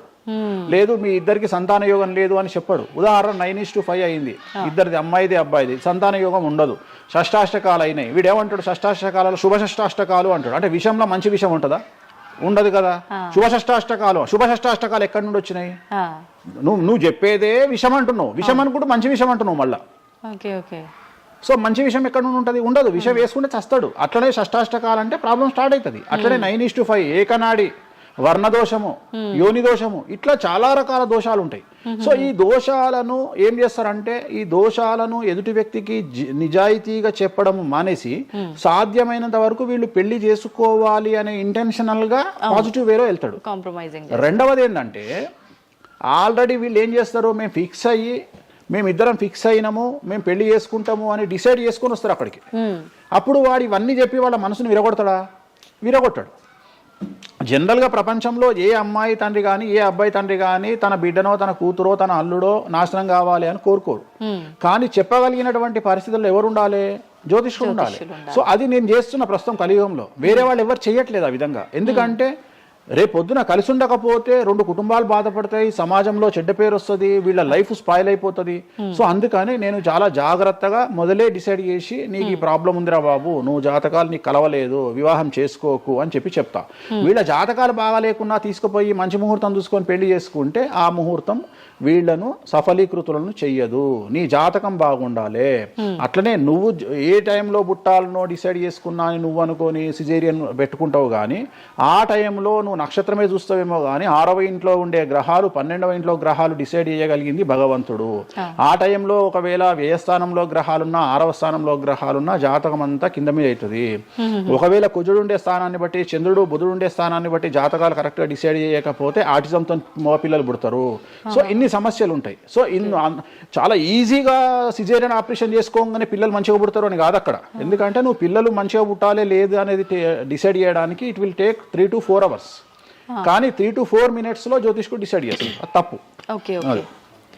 ఈ మధ్యకాలంలో దశమహావిద్యల అమ్మవార్ల గురించి చాలా ఎక్కువగా వింటున్నాం. రాబోతున్న సినిమాలు, ఆల్రెడీ వచ్చిన సినిమాలు కూడా వారికి సంబంధించిన సినిమాలు ఎక్కువగా రావడం జరుగుతోంది. అంటే కొత్తగా, అంటే ఎవరైనా మనిషి కొత్తగా వస్తే మాట్లాడుకోవడం వరకు ఓకే, కానీ భగవంతుల గురించి కొత్తగా మన అందరిలోకి రావటము, వాళ్ళ గురించి మాట్లాడుకోవటము, మళ్ళీ అంటే భగవంతుడు అంటేనే అందరికీ అందుబాటులో ఉండి వాళ్ళకున్న కష్టాల నుంచి గట్టెక్కించడానికి ఆరాధించే వాళ్ళుగా మనం భావిస్తాము. మరి వాళ్ళని అందరూ ఆరాధించొద్దని రకరకాల విధానాలన్నీ చెప్తూ ఉన్నారు. ఎవరు అసలు ఈ దశమహావిద్యలు, ఎందుకు ఆరాధించొద్దు అందరూ? నేను 1991 ఐ థింక్ ఘరానా మొగుడు అనే సినిమా ఓపెనింగ్ చేయడానికి విశాఖపట్నం వెళ్ళాను నేను. ఆ సినిమా ముహూర్తం నేనే పెట్టిన. ఇక్కడ చిరంజీవి గారి సినిమా, రాఘవేంద్రరావు గారిది విశాఖపట్నంలో అయ్యింది. బంగారు కోడిపెట్ట అనే సాంగ్ తోని ఆ సినిమా స్టార్ట్ అయింది. అది ముహూర్తం చేసిన నేను విశాఖపట్నంలో. అప్పుడు నేను అక్కడనే పక్కనే ఉన్నటువంటి శ్రీకాకుళం అనేటువంటి ఒక ప్రాంతానికి వెళ్ళిన. నేను మాట్లాడేది 1991. అప్పుడు వాళ్ళకి ఎన్టీ రామారావు అంటే ఎవరో తెలియదు. హైదరాబాద్లో ఎన్టీ రామారావు ఉంటాడు అంటే వాళ్ళ ఆశ్చర్యానికి అంతులు లేవు. అంటే ఎన్టీ రామారావు అనే వ్యక్తిని మీరు చూసిరా, మీకు తెలుసా అంటే వాళ్ళంతా, అంటే ఆ రోజు ఉన్నటువంటి డెవలప్మెంట్, ఆ రోజున్న ఫ్లైట్లు, ఆ రోజున్న వ్యవస్థను బట్టి వాళ్ళు ఎక్కడనో కుగ్రామంలో ఉండేటువంటి మనుషులు. సో వాళ్లకు ఎన్టీఆర్ అంటే హైదరాబాద్ అంటే తెలియదు. మీరు ఇప్పటికీ కూడా శ్రీకాకుళం ఆ ఏరియాకి వెళ్ళి హైదరాబాద్ మీరు జీవితంలో వచ్చిరని అడగండి, 190 మందికి హైదరాబాద్ అంటే ఏందో తెలియదు. ఓకే, సో అట్లనే భారతదేశంలో ఇప్పుడు మన తెలుగు రాష్ట్రాల్లో పుట్టిన చాలా మంది దగ్గరికి వెళ్ళి ఢిల్లీ ఎలా ఉంటుంది అని అడిగితే మీకు తెలియదు, ముంబై ఎలా ఉంటుంది అని అడిగితే మీకు తెలియదు. మాకు తెలియదు కాబట్టి ప్రపంచం గింతే బాయిలకప్ప అనుకోవద్దు. సో దశమహావిద్యలు అనేవి ఇవాళ కొత్తవి కావు. ఎలాగైతే లింగాకారంలో శివుణ్ణి పూజిస్తున్నామో, శివుడి భార్య అయినటువంటి సతీదేవిని అదే యోని రూపంలో పూజిస్తున్నాము. అయిపోయింది, చెరిసగం మంచుకురు ప్రపంచాన్ని. నీకు ఇవాళ తెలిసింది వేణుస్వామి చెప్తే. వేణుస్వామి ఎంక్వైరీ చేయడం అలవాటు, వేణుస్వామికి ఎక్స్ప్లోర్ చేయడం అలవాటు కాబట్టి తిరిగి వచ్చి నీకు ఇవాళ చెప్తే నీకు అర్థమైంది. నువ్వు అంత మాట మాట్లాడుతున్నావు. అరుణాచలం ఎవరికి తెలిసి బాలటి వరకు? ఎందుకు అరుణాచలానికి పొలోమంటే వెళ్ళిపోతున్నారు అంటే చాగంటి కోటేశ్వరరావు గారు చెప్పడం వల్ల నీకు అరుణాచలం తెలిసింది. మరి అరుణాచలం విషయంలో ఇదే డిస్కషన్ ఎందుకు వస్తలేదు? అరుణాచలం అనేది నిన్న మొన్నటి దానికి తెలియదు కదా జనాలకు. ఇవాళ గిరి ప్రదక్షిణలు చేస్తూనే ఉన్నారు కదా మీరు అందరు పోయి. అంటే ఎవరో ఒకళ్ళు ఒక సబ్జెక్టు గురించి మాట్లాడేటువంటి పరిస్థితిలోకి రావాలి. ఆ ఫ్రీడమ్ మనం ఇవ్వాలి. సో అరుణాచలం గురించి చాగంటి గారు ఎలా మాట్లాడినారో, దశమహావిద్యల గురించి వేణుస్వామి గత 5 సంవత్సరాల నుండి ఫైటింగ్ చేస్తూ ఈ స్టేజ్కి తీసుకొచ్చిండు. దశమహావిద్యల గురించి మాట్లాడడంలో చాలా ఇబ్బందులు ఉంటాయి. ఎందుకంటే చాలా మంది దొంగ పనులు చాటుకు చేయాలనుకుంటారు కానీ పబ్లిక్ లో చేయాలనుకోరు. సో అలాంటి దాన్ని సైలెన్స్ బ్రేక్ చేసినటువంటి వ్యక్తి వేణుస్వామి. దానివల్ల వేణుస్వామి చాలా సఫర్ అయ్యిండు, సామాజికంగా సఫర్ అయ్యిండు, పండితులతో సఫర్ అయ్యిండు, మీడియా వల్ల సఫర్ అయ్యిండు, చాలా మందితో సఫర్ అయ్యిండు దశమహావిద్యల గురించి మాట్లాడడం వల్ల. అంటే ఎందుకు మరి మీరు ఇంత సఫర్ అవుతున్నప్పుడు ఎందుకు? నా ఇష్టం అది, నా ఇష్టం అది. అంటే సమాజంలో ఉన్నప్పుడు ఇష్టం, మన ఇష్టం. నేనేం తప్పు మాట్లాడతలేను కదా. ఇప్పుడు నేననే పాయింట్ ఏంటంటే అల్ట్రాసెట్ అని ఒక టాబ్లెట్ ఉంటుంది. ఆ టాబ్లెట్ లో గంజాయి ఉంటుంది. సో మనం వాడే చాలా టాబ్లెట్లలో గంజాయి ఉంటుంది. మనం వాడే చాలా టాబ్లెట్లలో కొన్ని క్యాన్సర్ ఔషధాలలో పాము విషం ఉంటుంది. దాని గురించి మనం మాట్లాడుకోం. సో మనం దేని గురించి మాట్లాడుకుంటాము అంటే ఏదైనా కొత్తది వచ్చినప్పుడు, వేణుస్వామి లాంటి వాడు వచ్చినప్పుడు మాట్లాడుకుంటాడు. ఇప్పుడు చాలా మంది, కొంతమంది నాకు తెలిసిన వాళ్ళు షుగర్ అంటే ఇప్పటికి కూడా చెప్పుకోరు. భారతదేశంలో షుగర్ వస్తే చెప్పుకోరు షుగర్ వచ్చిందని. అంతెందుకు ఇవాళ గురించి సరోగసి గురించి ఇప్పటికీ మన దేశంలో మాట్లాడుకోరు. ఇప్పటికి కూడా చాలా మంది సెలబ్రిటీలు సరోగసితోని పిల్లల్ని గంటూ అబద్ధాలు చెప్పుకుంటారు, మేము కడుపుతోనున్నామని. అట్లనే అబద్ధాలు చెప్పుకుంటారు, అట్లనే శ్రీమంతాలు చేసుకుంటారు. కానీ వాళ్ళంతా సరోగేట్ మదర్సు. కానీ వాళ్ళు జనాలకు తెలియదు. ఎందుకంటే పొద్దున్న లేచి డోర్ కొట్టి నువ్వు కడుపుతో ఉన్నావా లేదా అని బెదిరిస్తాడు. ఎవడన్నా బెదిరించాడు కదా. నువ్వు ఒక నిజమైన ప్రెగ్నెంట్ను పిలిచి అమ్మ 9 నెలలకు నీ బాడీ లాంగ్వేజ్ ఏందో అడుగు.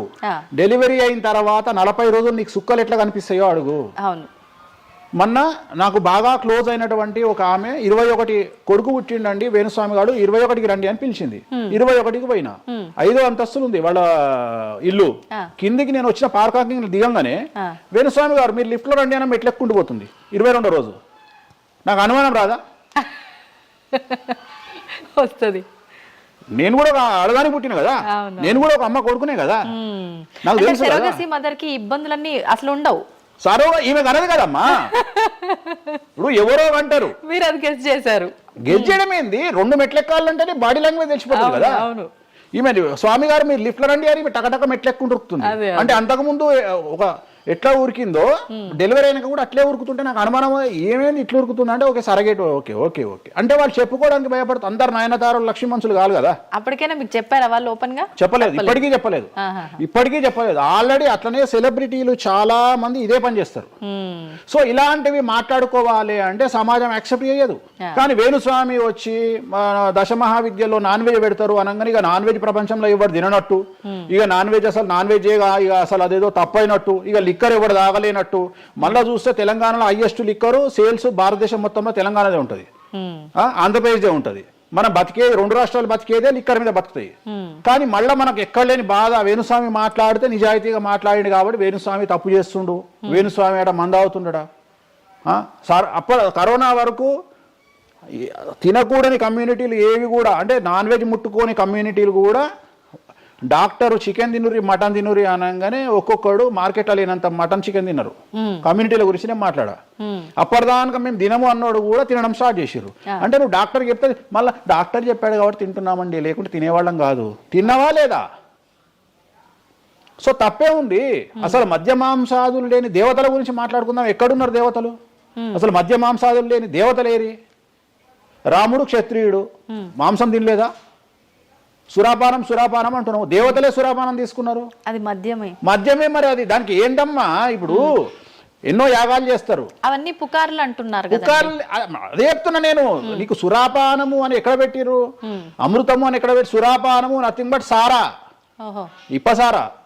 అంటే అప్పుడు ఇన్ని రకాల మందులు లేవు కాబట్టి, స్కాచ్లు ఓడకాలు వైండ్లు లేవు కాబట్టి అప్పుడు మనకు ఒకటే ఏంది సురాపానం. సురాపానం అంటే సారా, సారా అంటే ఇప్పసారా, ఇప్ప పూల నుండి తీసినటువంటి సారా.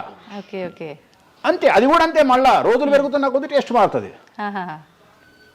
సో ఇవాళ వేణుస్వామి వచ్చి మాట్లాడంగానే ఇక ఎక్కడ లేనటువంటి, అంటే ఏం లేదు. నేను అనేది ఏంటంటే టార్గెట్ చేయడానికి ఏదో ఒకటి కావాలి.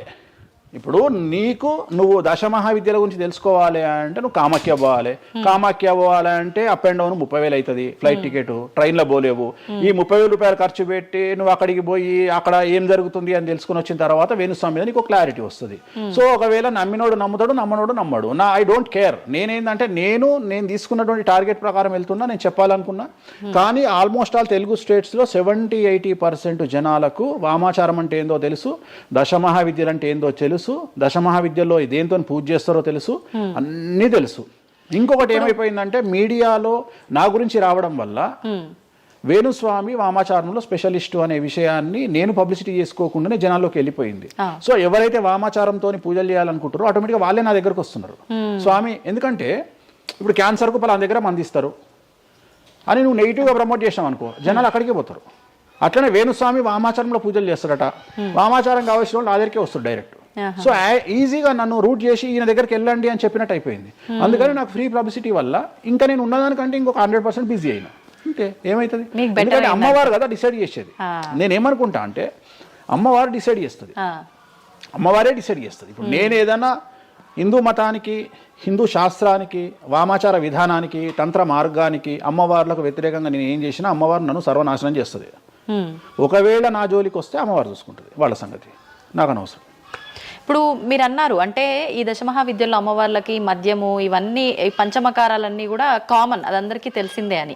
మరి మీరొక్కరే ఎందుకు బల్లగుద్దినట్టు ఇది వాస్తవం అని చెప్తున్నారు? అందరూ చెప్పే విధానం ఏ రకంగా ఉంది అంటే మనలో ఉన్న ఈ చక్రాలని యాక్టివేట్ చేయడము, మద్యము అని అంటే మద్యం కాదు ఇంకేదో అని చెప్పి, మాంసము అంటే మాంసం కాదు అల్లంతో ఇంకేదో మిక్స్ చేస్తే వచ్చేదాన్ని మాంసంగా పలుకుతారు కానీ అది మాంసం కాదు, అంటే జీవిని చంపడం ఇదంతా కాదు. ఈ విధానం చాలా మంది చెప్పుకుంటారు వస్తున్నారు. ఏం చెప్తారు అట్లా? అంటే దక్షిణాచారంలో పూజలు చేసే వాళ్ళు వాళ్ళ దగ్గరికి భక్తులు రావాలి అంటే వాళ్ళు అదే చెప్తారు. ఓకే, నీకు దీనికి ఒక ఎగ్జాంపుల్ చెప్తా. 2 వీలర్ ఎప్పుడైనా వాడినావా నీ లైఫ్ లో? 2 వీలర్ వాడినవా? నేను అడుగుతున్నా తల్లి ప్రశ్న, నిన్నే అడుగుతున్నా. 2 వీలర్ ఎప్పుడైనా వాడినవా? నేను ఎప్పుడు డ్రైవ్ చేయలే. సో 2 వీలర్ వాడిన వాళ్ళకే తెలుస్తుంది ఈ విషయం, చాలా బాగా తెలుస్తుంది. 2 చక్రాల బండి వాడిన వాడు కార్పొరేటర్ దాంట్లో ఆ పెట్రోల్లో చెత్త వస్తుంది. చెత్త వచ్చినప్పుడు బండి స్టార్ట్ కాదు, స్టార్ట్ కాకపోతే మనం కొట్టి కొట్టి కొట్టి కొట్టి మెకానిక్ దగ్గర తీసుకుపోయి మెకానిక్ దగ్గర పెడతాం బండి. ఏ మెకానిక్ కూడా మన ముందు కిక్కు కొట్టాడు. బండి ఫస్ట్ మనం ఆపగానే వాడికి చేసేది ఫస్ట్ అది ఇప్పుతాడు మొత్తం. ఎందుకంటే వాడికి తెలుసు ఒకవేళ పుసుక్కున స్టార్ట్ అయితే వీడు నాకు పైసలు ఇయ్యాడు. అందుకని ఏం చేస్తాడంటే దాన్ని కిక్కు కొట్టకుండా మొత్తం డప్పనిప్పి కార్పొరేటర్ క్లీన్ చేసి పైపు తీసి మొత్తం పెట్రోల్ ఇట్లా చూసి అంతా పెట్టి చేసినాక ఒక కిక్కు కొట్టగానే కుయ్యి అని స్టార్ట్ అవుతుంది. 50 రూపాయలు ఇస్తారంటాడు. రైట్, అయిపోయింది. రెండవది, నువ్వు ఆంజనేయ స్వామి గుళ్ళో పనిచేసే పంతుల దగ్గరికి పో, జ్యోతిష్యం చెప్పించుకో. దోష నివారణ నీకు ఏం చెప్తాడంటే హనుమంతుడికి సింధూరము అంటాడు. అవును. నవగ్రహ గుడిల పంతుల దగ్గరికి పో, గ్రహాల పూజలు చెప్తారు. నవగ్రహాలకు అభిషేకము అంటాడు, తైలాభిషేకము అంటాడు. అంటే నువ్వు ఎవరి దగ్గరికి పోతే వాడి దగ్గర లేని దాన్ని వాడు అడ్వైజ్ చేయడు. లాజిక్ అర్థమైందా? వాడి దగ్గర లేని దానికి వాడు అడ్వైజ్ చేయడు. దశమహావిద్యల గురించి కానీ వామాచారం గురించి కానీ చేయగలిగిన తోపు తురుము సౌత్ ఇండియాలో వేణుస్వామి ఒక్కడే. బుద్ధి లేనివాడు ఎవడన్నా నువ్వు పోతే పండితుని దగ్గరికి పోతే నాకు చేత కాదండి, నేను ఎదవనండి, అక్కడ వేణుస్వామి గారు ఉన్నారండి అని ఎవడన్నా పంపిస్తాడా నిన్ను? పంపించరు. ఏమంటాడు అప్పుడు? అవన్నీ తప్పులు నేను చేసే కరెక్ట్ అంటాడు. అంతేగాని నా దగ్గరికి వీళ్ళందరూ దారి మళ్ళిస్తారా? పొండి వేణుస్వామి దగ్గరికి, పొండి వేణుస్వామి దగ్గరికి అని. అప్పుడు ఏం చెప్తాడు? పంచమకారాలు లేవు అంటాడు. అప్పుడు నేనేం చెప్తున్నా? వేణుస్వామి నిజాయితీ పరుడు కాడు, వేరే వాళ్ళు నిజాయితీ పరులు కారు. మీ చేతిలో ఆండ్రాయిడ్ ఫోనో ఐఫోనో ఉంది, గూగుల్లో కానీ చాట్ జీపీటీలో కానీ జెమినీలో కానీ వామాచారం అంటే ఏందో ఓపెన్ చేయండి, దశమహావిద్యలు అంటే ఏందో ఓపెన్ చేయండి, వామాచారంలో ఉండే పంచమకారాలు అంటే ఏంటో ఓపెన్ చేయండి. మీకు మీరే తెలుసుకోండి. ఈ సమాజంలో తెలుగు రాష్ట్రాల్లో ఉన్న దొంగలెవరో దొరలెవరో మీరే గుర్తుపట్టండి. ఎవరు అబద్ధాలు చెప్తున్నారు అనే విషయాన్ని తెలుసుకోండి. వేణుస్వామి దొంగ అయితే వేణుస్వామి దగ్గరికి రాకండి, వేణుస్వామి జ్యోతిషం చేత కాకపోతే రాకండి, వేణుస్వామి పంచమకారాలు తప్పు చెప్తే రాకండి. మీరు ఎవరిని అడగండి, మనుషుల మాట నమ్మకండి, దీన్ని నమ్మండి. నేను అందుకనే మనుషుల్లో మార్పులు ఉండొచ్చు, మనుషుల్లో భేదాభిప్రాయాలు ఉండొచ్చు, మనుషుల్లో ఈగోలు ఉండొచ్చు. దీంట్లో ఈగోలు లేవు, దీనికి ఈగో లేదు, దీనికి పొసెసివ్నెస్ లేదు, దీనికి ఈర్ష లేదు. మంచిగా ఓపెన్ చేయండి, వామాచారం అని కొట్టండి. వామాచారం అంటే ఏందో చూపిస్తుంది, పంచమకారాలు అంటే ఏందో చూపిస్తుంది, దశమహావిద్యలు అంటే ఏందో చూపిస్తుంది, కామాఖ్య దేవాలయం అంటే ఏందో చూపిస్తుంది. సో పంచమకారాల్లో ఏమేమి ఉంటాయో అదే చూపిస్తుంది. సో పంచమకారాలలో ఒక్కటి మాత్రమే గురుముత, మాకు గురువు ఏం నేర్పించిండో అది మేము చేయాలి. మిగిలిన 4 మైథునం, మిగిలిన 4 ఫిజికల్గా పెట్టాల్సిందే.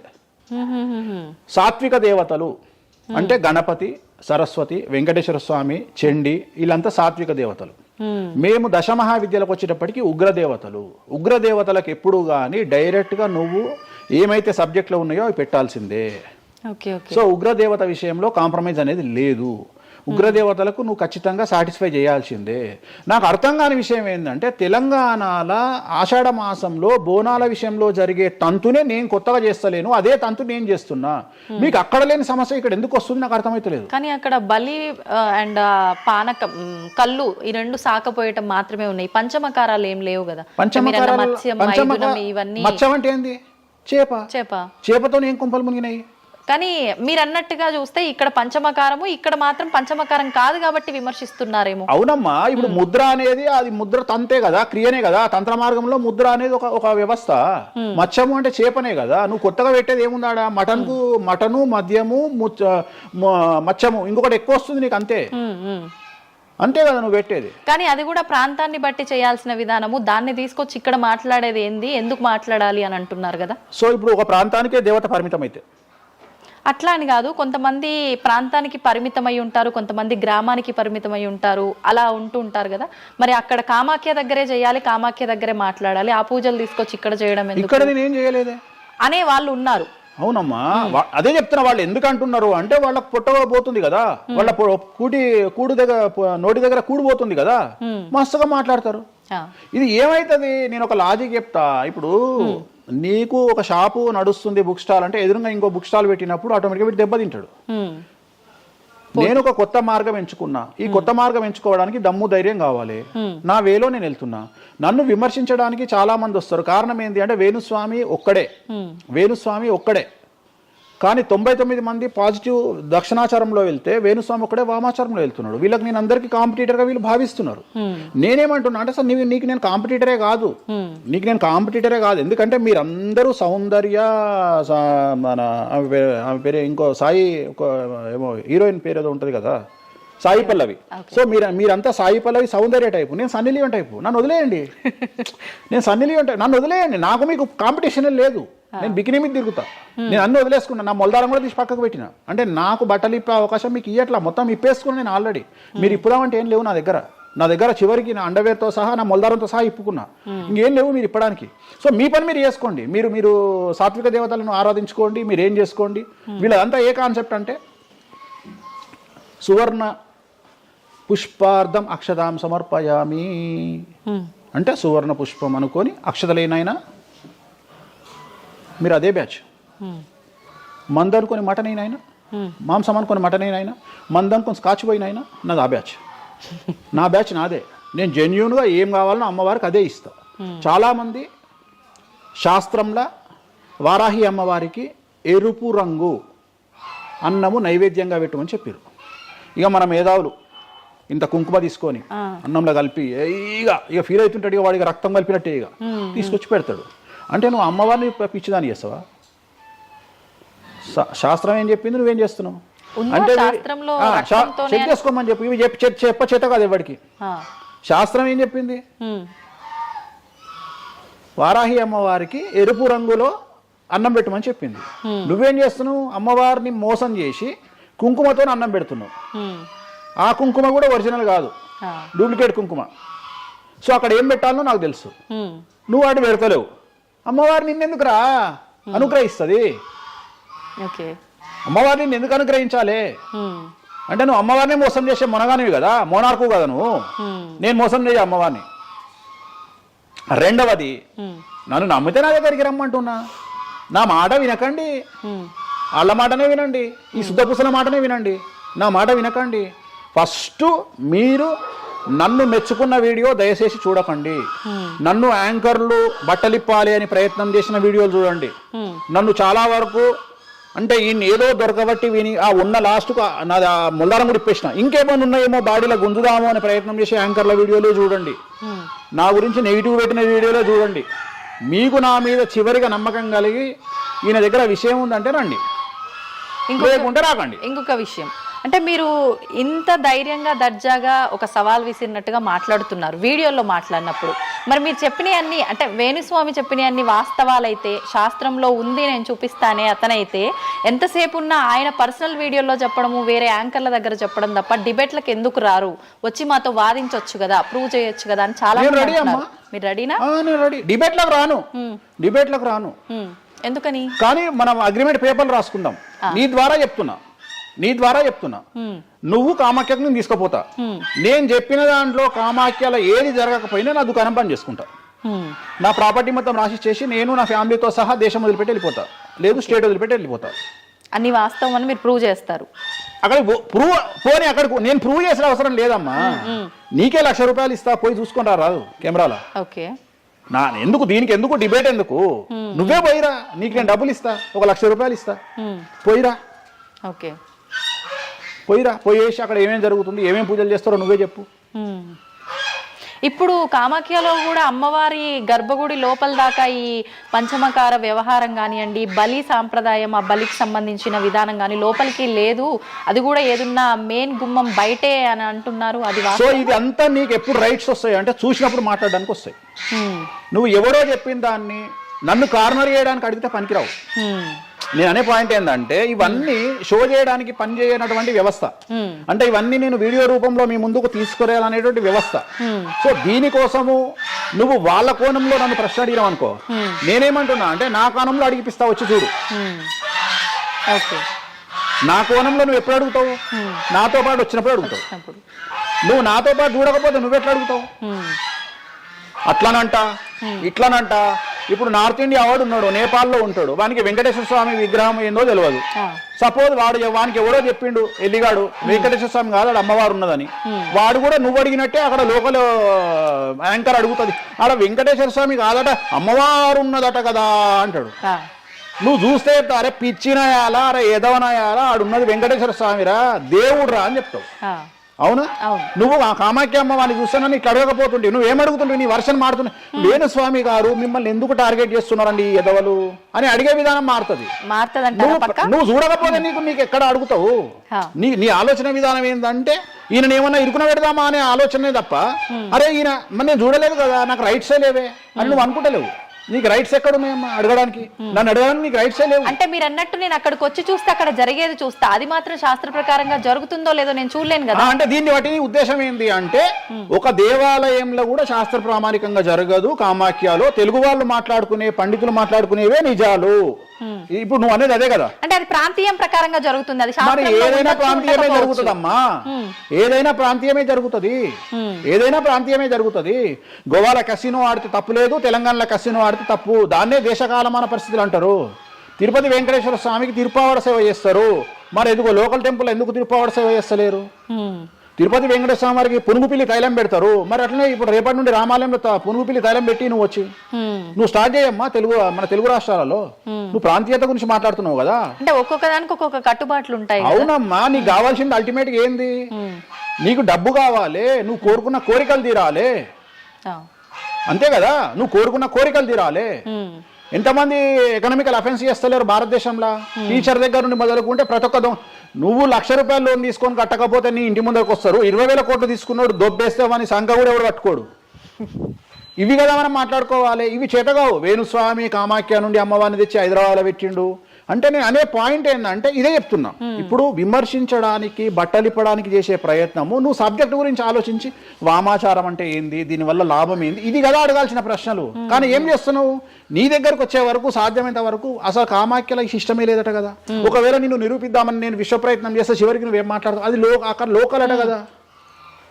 అవును లోకలే, అది లోకలే. ప్రతి ప్రాంతానికి ఆచారం ఉంటుంది. మరి సంక్రాంతి అనే పండుగ ఆంధ్ర వారిది కదా, తెలంగాణలో లేదు కదా. మరి తెలంగాణ రేపటి నుండి వేస్తే జనవరిలో తోలు తీద్దాం ఒకటి చెప్పు, మరి చేద్దాం. పతంగులు ఎగిరేసుడు తెలంగాణ ప్రాంతం కదా, ఆంధ్రాలో ఎవడ నేస్తే తందాం ఈసారి చెప్పు, మరి నువ్వే చెప్పు. ఎందుకు బ్రిటిష్ వాళ్ళు అలవాటు చేసిన న్యూ ఇయర్ ని మనం జరుపుకోవట్లేదా? అంటే నీకు నచ్చిందేమో. నేను అదే చెప్తున్నా, మీరు చేస్తే సంసారం, వేణుస్వామి చేస్తే వ్యభిచారం. అంటే అర్థమైంది ఏంటంటే యాంకరింగ్. ఇప్పుడు ఇంటర్వ్యూ మనం మాట్లాడుకుంటే సంవత్సరం గురించి మాట్లాడదామంటే నీకు అల్టిమేట్గా కాంట్రవర్సీ కావాలి. ఎందుకంటే జనాలు కాంట్రవర్సీ తన్నుకొని వస్తే ఎంజాయ్ చేస్తారు. ప్రశాంతంగా కూర్చొని ఓం నమో వెంకటేశాయ, వెంకటేశ్వరం కొబ్బరికాయ కొడతాడు, వెంకటేశ్వరం నామాలు ఉంటాయి అంటే ఎవరు చూడడు. ఇట్లా మనం ఇద్దరం పెంట పెట్టుకున్నాం అనుకో, కింద నన్ను వచ్చిండ్రు ఆ దున్నపోతు అని ఒక కామెంట్ పెట్టి ఎంజాయ్ చేస్తాడు. సో ఇవన్నీ చూసి చూసి చూసి చూసి చూసి వెక్స్ అయిపోయినా. నేను ఒకటే నమ్ముతా, ఒక మనిషి విమర్శించంగానే ఆ మనిషి లైఫ్ నాశనం అయితే ఆ మనిషి బ్రతికి వేస్ట్. ఒక మనిషి కొట్టగలిగితే ఆ మనిషి లైఫ్ వేస్ట్. మీరు ఏం కొట్టుకుంటారో, ఏం విమర్శ చేసుకుంటారో మీ ఊహకే వదిలేస్తున్నా. వేణుస్వామి అన్టచబుల్. వేణుస్వామి చాలా కష్టపడి స్థాయికి వచ్చిండు. సో వేణుస్వామి చెప్పేవేవి అబద్ధాలు కాదు. ఇంత పెద్ద స్టేట్మెంట్ ఇస్తున్నా. వేణుస్వామి తప్పు చేస్తే వేణుస్వామిని అమ్మవార్లు సర్వనాశనం చేస్తారు, 1000 ముక్కలు చేస్తారు. వేణుస్వామి సర్వనాశనం అయిపోతాడు. నా జోలికి ఎవడొచ్చినా వాని సంగతి అమ్మవారు చూసుకుంటుంది. ఇంతకంటే బిగ్గెస్ట్ స్టేట్మెంట్ ఎవడు ఇయ్యాడు ప్రపంచంలో, నేను ఇస్తున్నా. సో నేను ఇక్కడున్న తొప్పాసగాళ్ళతో డిబేట్ పెట్టాల్సిన అవసరం నాకు లేదు. నీకు ఉండి నీకు దమ్ముంటే నువ్వు తీసుకురా, ఎవరిని తీసుకొస్తావో నేను డబ్బులు పెట్టుకుంటా, కామాఖ్య తీసుకుపోతా, చూపిస్తా. మళ్ళీ మొత్తం చూపించిన తర్వాత నేను నోట్ల నుంచి ఇది లోకల్ ఇది లోకల్. రాత్రి పెళ్లిలు ఏదైతాయి ఆంధ్రాలో అవుతాయి, తెలంగాణలో ఏ పెళ్లిలు అవుతాయి 11 గంటలకు అవుతాయి. మరి ఇప్పటి నుండి తెలంగాణలో ఎవడన్నా రాత్రిపూట పెళ్లి చేసుకుంటే తన్నాలే పట్టుకొని. ఇంత పెద్ద గ్లోబలైజేషన్ అయ్యింది. చివరికి బాలయ్య బాబు సినిమాలకు కూడా పరదాలు కాలుస్తున్నాం అమెరికాలో, పవన్ కళ్యాణ్ సినిమాలకు కూడా పరదాలు కాలుస్తున్నాం అమెరికాలో. దీంట్లో రానటువంటి పట్టింపు ఓన్లీ వేణుస్వామి కామాఖ్య దగ్గరికి పోయినప్పుడే వస్తుంది అంటే కావాలని చేస్తున్న వ్యవహారం ఇదంతా వాళ్ళ ఇష్టం. ఇప్పుడు కాసేపు ఇవన్నీ పక్కన పెడితే కామాఖ్య, ఈ జాతకాలు ఇవన్నీ ఇప్పటి వరకు కూడా రకరకాల విపత్తులు అయితే మనం చూసాం. గత ఉగాది మన కొత్త సంవత్సరం నుంచి కూడా ఇప్పటి వరకు చాలా విపత్తులు చూసినాం. అంటే పంచభూతాల్లో ఒక్కొక్కటి ఒక్కొక్క ప్రళయంగా, అగ్ని ద్వారా కావచ్చు, గాలి ద్వారా కావచ్చు, రకరకాలుగా. ఇప్పుడు ఈ గ్రహాల మార్పుల వల్ల ఏవో రాబోతున్నాయని, మొన్న రీసెంట్గా బ్రహ్మంగారి ఇల్లు కూలింది అని, అంటే ఎక్కడ ఏ మూలన ఏం జరిగినా కూడా దాన్ని ప్రతి ఒక్కదానికి లింక్ చేసి దానివల్ల ఏదో దుష్ప్రభావాలు రాబోతున్నాయి, దీనివల్ల ఇబ్బందులు పడబోతున్నారని చెప్పి చెప్తున్నారు. మరి ఈ 2026 మనమైతే ఉగాది నుంచి చూసుకుంటాం, కానీ ఆంగ్ల నూతన సంవత్సరం రాబోతోంది.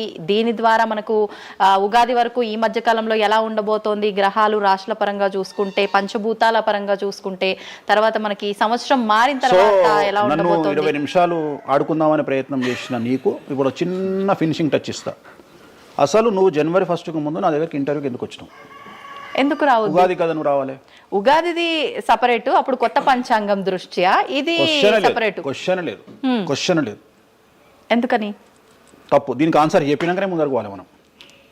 ఉగాది 2026 మార్చి 19 నాడు శ్రీ పరాభవన సంవత్సరం వస్తుంది. దానికి కదా మనం పంచాంగం తీసుకోవాలి. నేను ఎందుకు ముందుగా వచ్చానంటే నేను దానికి ఆన్సర్ చెప్తా. మీరు ఎట్లాగో బిజీ పూజల్లో, మళ్ళీ నాకు అవకాశం దొరుకుతుందో లేదో తెలియదు. కాదు కాంపిటీషన్ జీవితములో నిన్ను నువ్వు నిలబెట్టుకోవడానికి కొత్తదనాన్ని ఎంచుకొని నిన్ను నమ్ముకున్నటువంటి ఓనర్కు నీ పూర్తి కర్త కర్మ క్రియ నీ రిజల్ట్ను ఇవ్వడానికి నువ్వు చేస్తున్నటువంటి ఒక ప్రయత్నం, నిన్ను నువ్వు జనాల్లో కొత్తగా ప్రొజెక్ట్ చేసుకోవడానికి చేస్తున్నటువంటి ప్రయత్నం.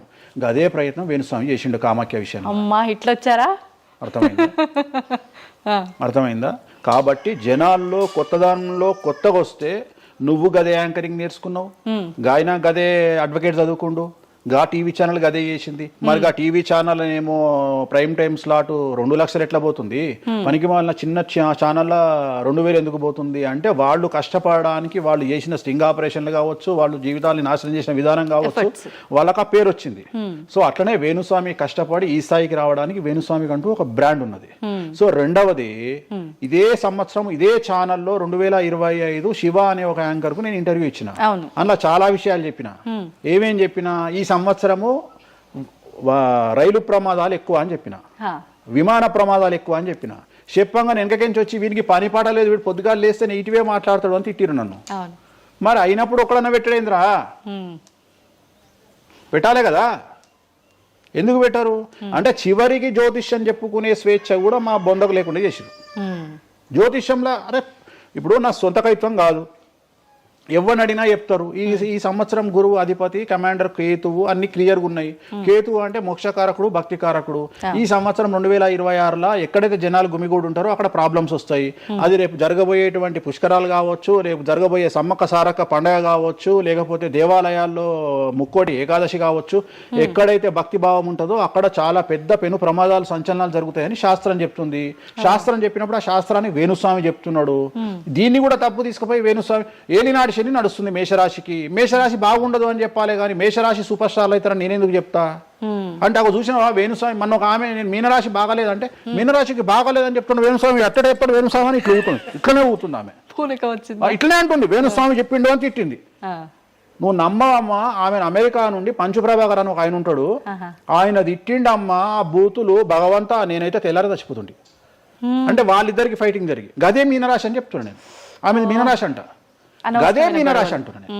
అంటే నేను చెప్పేది అదే.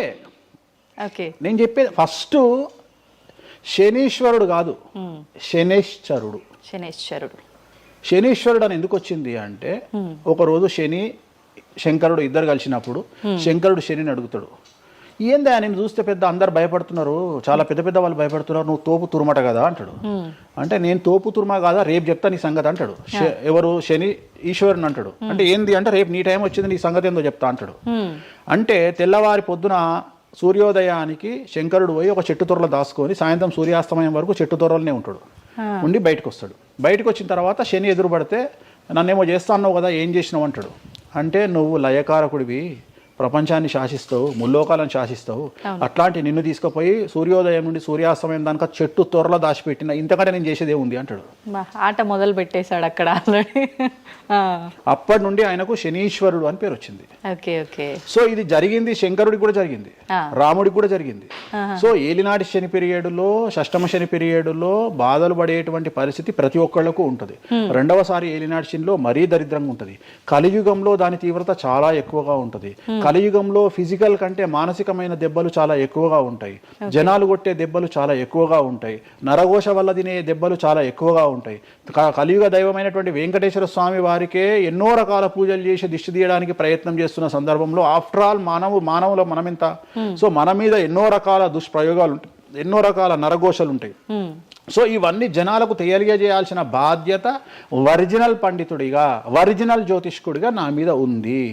సో సొంత కవిత్వము జనాలకు పాజిటివ్గా చెప్పడానికి నేనేమి ఏమో అంటారు కదా, వ్యక్తిగత ఏదో అంటారు వాళ్ళను, వ్యక్తిగతంగా కౌన్సిలింగ్ ఇచ్చేటువంటి వాడిని కాదు నేను. సో నేను శాస్త్రం ఏం చెప్పిందో నేను దాన్ని మాత్రమే జనాలకు చెప్పడానికి నేను ఇక్కడ ఉన్నా. అంతేగాని క్యాన్సర్ వచ్చిన పట్టుకొని నీకేం లేదు అని చెప్పి వాడిని ఇంటికి పంపించి 2 రోజుల తర్వాత సచ్చేటట్టు చేసేటువంటి నీచుడిని నేను కాదు. క్యాన్సర్ వస్తే క్యాన్సర్ వచ్చింది, ధైర్యంగా బతుకు, ఇంకా బతుకు, నీ కోరికలు తీర్చుకో, అన్ని కోరికలు తీసుకొని సావు అని చెప్తా. రెండవది, అన్ని తిని 60 ఏళ్ళు పోతే ఏం తినకుండా 80 ఏళ్ళు బతికితే లాభం లేదు. సో కలియుగంలో ఇవన్నీ సమస్యలు చాలా తీవ్రంగా ఉంటాయి. భార్యాభర్త కారులో పోతే పక్కింటోడు ఏడిస్తొస్తాడు, మంచి కారు కొనుక్కుంటే ఏడిస్తొస్తాడు, ఒక పిల్లగాడు మంచి ఉత్తీర్ణత శాతంలో పాస్ అయితే ఏడిస్తొస్తారు, మంచి ఉద్యోగం వస్తే ఏడిస్తొస్తారు, ఒక పొలిటికల్ బాగుంటే తెస్తాడు, ఒక యాంకర్కు డబ్బులు వస్తే తెస్తాడు. సో ప్రతి దగ్గర ఏడుపు ఏడుపు ఏడుపు, జలసు అనేటువంటిది రాజ్యమేలుతున్నటువంటి సందర్భంలో తెలుగు రాష్ట్రాలలో అది పీక్ స్థాయిలో ఉండేటువంటి పరిస్థితులలో నిజాలు చెప్పి జనాలని భయానికి దూరంగా ఉంచాల్సినటువంటి బాధ్యత నాది, జరగబోయే నష్టం నుండి కాపాడాల్సినటువంటి బాధ్యత నాది అని ఇంతమంది రాళ్ళేసినా, ఇంత చెండాల పనులు చేసినా, వ్యక్తిగతంగా నన్ను విమర్శలు చేసినా నేను ఎవరిని వ్యక్తిగతంగా విమర్శించడం లేదు. ఎందుకంటే ప్రతి ఒక్కడి ముడి కింద ఖచ్చితంగా సమస్యలు ఉంటాయి. ఈ శుద్ధపూస ఎవడూ కాదు. నాకంటూ నెల రోజులు పక్కకు తీస్తే ఒక్కొక్కటి జాతకాలు చెప్పగలుగుతా అందరివి. నేను వాటి జోలికి బోదలుచుకోవట్లేదు. శాస్త్రం ఏం చెప్పిందో శాస్త్ర ప్రామాణికంగా నేను జనాలకు తెలియజేయాలని కోరుకుంటున్నా. సో లాస్ట్ ఇయర్ ఎట్లా జరుగుతుందో 2025లో అనుభవించిన కష్టం కంటే 2026 ఎక్కువ, 2026 కంటే 27 ఎక్కువ, 27 కంటే 28 ఎక్కువ. 2025 నుండి 28 వరకు సమాజంలో ప్రకృతిలో జరిగే సంఘటనల తీవ్రత చాలా ఎక్కువగా ఉండబోతా ఉంది. ప్రకృతి పరంగా, సామాజికంగా, అగ్ని ప్రమాదాల పరంగా, వాహన ప్రయాణాల ప్రమాదం, చాలా రకాల సమస్యలు ఈ సంవత్సరం ఉండబోతున్నాయి. ఓకే. రాశుల పరంగా ఎలా ఉంటుందండి? సో ఈ సంవత్సరము ఫస్ట్ రాశుల కంటే ముందు మనం మాట్లాడుకోవాల్సింది ఏంటి అంటే, ఈ సంవత్సరము రైలు ప్రమాదాలు, అగ్ని ప్రమాదాలు, వాహన ప్రమాదాలు, అలాగే జన సమీకరణలు ఉన్న చోట, భక్తులు గుమిగూడే చోట, జన సాంద్రత ఉన్న చోట, అది సినిమా థియేటర్లు అవ్వచ్చు, భక్తికి సంబంధించిన ఏరియా అవ్వచ్చు, సో మార్కెట్లు అవ్వచ్చు, మాల్స్ అవ్వచ్చు, వాటిల్లో పెను సంచలనాలు ఈ సంవత్సరం జరిగే అవకాశాలు ఉన్నాయి. ఆర్థిక నష్టము అంటే ఆస్తి నష్టము, జన నష్టము ఉండేటువంటి అవకాశాలు ఉన్నాయి. కాబట్టి జనాలకు చెప్పే విషయం ఏంటంటే, భక్తి పేరుతో జనాలు లేనటువంటి ప్లేస్కి వెళ్ళండి. ముక్కోటి ఉంది, ఖాళీగా ఉన్న వెంకటేశ్వర గుడికి వెళ్ళండి హ్యాపీగా. ఆ దేవుడికి డబ్బులు ఇచ్చిన వాళ్ళు అవుతారు, పంతులకు డబ్బులు ఇచ్చిన వాళ్ళు అవుతారు, గుడికి 4 రూపాయలు ఇచ్చిన వాళ్ళు అవుతారు. అట్లనే జనాలు లేనటువంటి ప్లేసుల్లో పుష్కరాలకు వెళ్ళండి ఈ సంవత్సరము. సో జన సాంద్రత ఉన్నటువంటి ప్రదేశాలను ఈ సంవత్సరం అవాయిడ్ చేయడానికి ప్రయత్నం చేయండి. సో టూర్లు మ్యాక్సిమం అవాయిడ్ చేయండి. ఈ సంవత్సరము లోయ ప్రాంతాలలో, కొండ ప్రాంతాలలో, నదీ పరివాహక ప్రాంతాలలో పెను సంచలనాలు నమోదయ్యే అవకాశం ఉంది. టూరిస్టు ప్రాంతాలలో కూడా ప్రాబ్లమ్స్ ఉంటాయి. ఈ సంవత్సరం భారతదేశంలో కొన్ని ప్రదేశాల్లో మత కల్లోలాలు రేగేటువంటి అవకాశం కనిపిస్తూ ఉంది, కర్ఫ్యూ విధించేటువంటి అవకాశం కనిపిస్తూ ఉంది. సో ఇవన్నీ కూడా ఈ సంవత్సరం చాలా తీవ్రంగా ఉండబోతా ఉన్నాయి. సో జాగ్రత్తలు వహిస్తే మంచిది. ఓకే. ఇప్పుడు అంటే ఇవి ఎవరికి, అంటే ఏదైనా గ్రహాల్లో మార్పులు ఉన్న వాళ్ళకా, లేదంటే అంటే ఇదంతా మనం ప్రకృతి పరంగా చెప్పాలి. ప్రకృతి పరంగా దాంట్లో ఎవరు ఉంటారు అంటే, చనిపోయే వాళ్ళని తీసుకుంటే ఆ బాధితులు ఎవరైతే ఉంటారో వాళ్ళ జాతకంలో ఏలినాటి శనో, షష్టమ స్థానంలో శనో, వ్యయ గురువో ఉంటాడు. ఓకే. సో మనం వాళ్ళే అని చెప్పలేం కదా, అక్కడికి పోయిన వాళ్ళల్లో వాళ్ళు ఉంటారు. ఓకే. ఎవడైతే నష్టజాతకుడు ఉంటాడో వాడికి ఆ ఇన్సిడెంట్ జరుగుతుంది. సో ఇది ఓవరాల్ గా సంవత్సర ప్రిడిక్షన్ అంటారు. ఓకే. సో రాబోతున్నటువంటి సంవత్సరం పేరు కూడా చాలా చాలా చాలా కాంట్రవర్షియల్ నేమ్, పరాభవనామ సంవత్సరము. పరాభవము అంటే ఓటమి, అవమానముతో కూడిన ఓటమి అని అర్థం. పరాభవము, దుర్యోధనుడికి మయసభలో జరిగినది పరాభవము. సో అలాంటి పరాభవము ఎవరికి జరుగుతుంది అంటే ఎవరి జాతకంలోనైతే ఏలినాటి శని ఉందో, 6వ స్థానంలో శని ఉన్నాడో, 8వ స్థానంలో శని ఉన్నాడో, 12వ స్థానంలో గురువు ఉన్నాడో వాళ్లకు ఈ సంవత్సరం సంచలనాలు ఉండబోతా ఉన్నాయి. అది మేషరాశి కావచ్చు, మీనరాశి కావచ్చు, సింహరాశి కావచ్చు. సో ఇలాంటి వారికి ఈ సంవత్సరం పెను సంచలనాలు ఉండేటువంటి అవకాశాలు ప్రస్ఫుటంగా కనిపిస్తా ఉన్నాయి. సో ఇది ఓవరాల్ గా సంవత్సర ఫలితము. ఇక 12 రాశులకు సంబంధించి ముందుగా మేషరాశి కనుక తీసుకున్నట్లయితే మేషరాశికి ఈ సంవత్సరము ఏలినాటి శని నడుస్తూ ఉంది. సో ఏలినాటి శని ఒక పక్క గురువు బాగాలేడు, ఒక పక్క రాహు బాగాలేడు, ఒక పక్క కేతు బాగాలేడు. సో ఇలాంటి సందర్భంలో పెను సంచలనాలకు కారణభూతమయ్యేటువంటి అవకాశం ఉంది. సో విద్యార్థులకు ఉత్తీర్ణత శాతం తగ్గుతుంది, కోరుకున్న ప్లేస్మెంట్స్ రావు, వీసా రిజెక్ట్ అయ్యే అవకాశం ఉంది. ఉద్యోగస్తులకు పై అధికారుల వల్ల సమస్యలు ఉంటాయి, ప్రమోషన్లు ఆగిపోతాయి. సో బదిలీలు చాలా దూరంగా బదిలీలు అయ్యే అవకాశం కనిపిస్తూ ఉంది. రాజకీయ నాయకులకు ఫెయిల్యూర్స్ కనిపిస్తూ ఉన్నాయి, ఉన్న పదవులు కోల్పోయే అవకాశం కనిపిస్తుంది, ఎన్నికలలో ఓటమి కనిపిస్తూ ఉంది. రైతులకు మొదటి పంట కంటే రెండవ పంట బాగుండే అవకాశం ఉంది. కళాకారులకు, క్రీడాకారులకు అవకాశాలు తగ్గిపోయి ఆదాయం తగ్గిపోయే అవకాశం ఉంది. స్త్రీలకు సంబంధించి భర్తల మధ్యన గొడవలు అయ్యే అవకాశం ఉంది. అలాగే వ్యాపారస్తులకు, బ్యూరోక్రాట్లకు ఈ సంవత్సరం ఏసీబీ, సిబిఐ, సిఐడి లాంటి కేసులు లేదా ఈడీ కేసులు కనిపిస్తూ ఉన్నాయి. ఈ సంవత్సరం ఓవరాల్గా మేషరాశి వాళ్ళని తీసుకుంటే న్యాయపరమైన ఇబ్బందులు, ఆర్థికపరమైన ఇబ్బందులు, ఆరోగ్యపరమైన ఇబ్బందులు, తండ్రికి సంబంధించిన అపమృత్యు గండము, అలాగే న్యాయపరమైన చిక్కులు, వాహన ప్రమాదాలు, భార్యాభర్తల మధ్యన గొడవలు, ఇవన్నీ మేషరాశి వారికి కనిపిస్తూ ఉన్నాయి. మరి ఏం చేసుకోవాలా అంటే తిరునల్లా శనీశ్వర ఆలయంలో ప్రత్యేకమైన శని పూజ నిర్వహించుకోవడంతో పాటు నలుపు రంగు దుస్తులకు దూరంగా ఉండడము, నలుపు చెప్పులు, నలుపు వాహనాలకు దూరంగా ఉండడము, లెదర్ వస్తువులకు దూరంగా ఉండడము, నలుపు లెదర్ వస్తువులకు దూరంగా ఉండడం వల్ల సమస్యల నుండి గట్టెక్కుతారు. ఏడాదంతా వీటికి దూరంగా ఉండాలి. మరి తర్వాత నెక్స్ట్ వృషభ రాశి. సో వృషభ రాశి వారికి ఈ సంవత్సరం 100కు ఇంచుమించుగా 75% అనుకూలంగా ఉంది. రాహువు, కేతువు, గురువు, శని అనుకూలత కనిపిస్తూ ఉంది. చాలా బాగుండబోతా ఉంది. ఈ సంవత్సరం మే నుండి విపరీతమైన రాజయోగం పట్టబోతా ఉంది. చాలా అనుకూలంగా ఉంది. విద్యార్థులకు ఉత్తీర్ణత శాతం ఉంటుంది. స్త్రీలకు అనుకూలమైన ఫలితాలు ఉంటాయి. స్త్రీలకు మీ ఇంట్లో కమాండింగ్ అంతా మీదే ఉంటుంది. రాజకీయ నాయకులకు ఎన్నికలలో విజయాలు సాధిస్తారు. డబ్బులు ఎక్కువ ఖర్చైనా విజయాలు సాధిస్తారు. అలాగే రైతులకు 2 పంటల దిగుబడి, రాబడి బాగుంటుంది. విద్యార్థులకు కోరుకున్న ప్రదేశాల్లో సీట్లు వస్తాయి. ఉత్తీర్ణత శాతం పెరుగుతుంది. అవివాహితులకు వివాహ యోగ సూచనలు కనిపిస్తున్నాయి. సంతానం లేని వారికి సంతాన యోగం కనిపిస్తూ ఉంది. వ్యాపారస్తులకు, అన్ని రంగాల వ్యాపారస్తులకు అనుకూలమైన ఫలితాలు ఉండబోతా ఉన్నాయి. క్రీడాకారులకు, కళాకారులకు అవకాశాలు, ఆదాయము పెరుగుతాయి. ఓవరాల్గా ఈ సంవత్సరం పూర్తి స్థాయిలో మీకు ఎటువంటి సమస్యలు కనిపించడం లేదు. చాలా బాగుంది కాబట్టి మీకు ఎటువంటి రెమెడీస్ అవసరం లేదు. వీలైతే సోమవారం నాడు శివాలయంలో రుద్రాభిషేకాన్ని నిర్వహించుకోండి. సో నెక్స్ట్ మిథున రాశి. ఈ సంవత్సరం ఏదైనా రాశి 100కు 110% అనుకూలంగా ఉంది అంటే మిథున రాశి. సో గురువు, రాహువు, కేతువు అన్ని గ్రహాలు అనుకూలంగా ఉన్నాయి. పట్టిందల్లా బంగారంగా ఉంటుంది. గురువు అతిచారం వల్ల మీ జాతకం చాలా బాగుండబోతా ఉంది. గత 10 సంవత్సరాల నుండి మీరు పడుతున్నటువంటి కష్టాలన్నీ తొలగిపోయే అవకాశాలు కనిపిస్తూ ఉన్నాయి. సో కొత్త స్పీడ్తో ముందుకు వెళ్ళండి. కొత్త ఆలోచనలు చేయండి. ఎంత గొప్పగా జీవితంలో ముందుకెళ్లాలో ప్లాన్ చేయండి. చాలా గొప్పగా ఆలోచించండి. చిన్నగా ఆలోచన చేయకండి. గురువు విపరీత రాజయోగాన్ని ఇవ్వబోతా ఉన్నాడు. దైవబలం మీకు అనుకూలంగా ఉంది. గురుబలం మీకు అనుకూలంగా ఉంది. శనిబలం మీకు అనుకూలంగా ఉంది. కాబట్టి కొత్త వ్యాపారాలు ప్రారంభించండి. విపరీతమైనటువంటి చాలా గొప్పగా కలలు కనండి. ఆ కళలను సాకారం చేసుకునే దిశగా ప్రయాణం చేయండి. విద్యార్థులకు అనుకూలంగా ఉంది. ఉద్యోగస్తులకు అనుకూలంగా ఉంది. వ్యాపారస్తులకు అనుకూలంగా ఉంది. రైతులకు 2 పంటలు అనుకూలంగా ఉంది.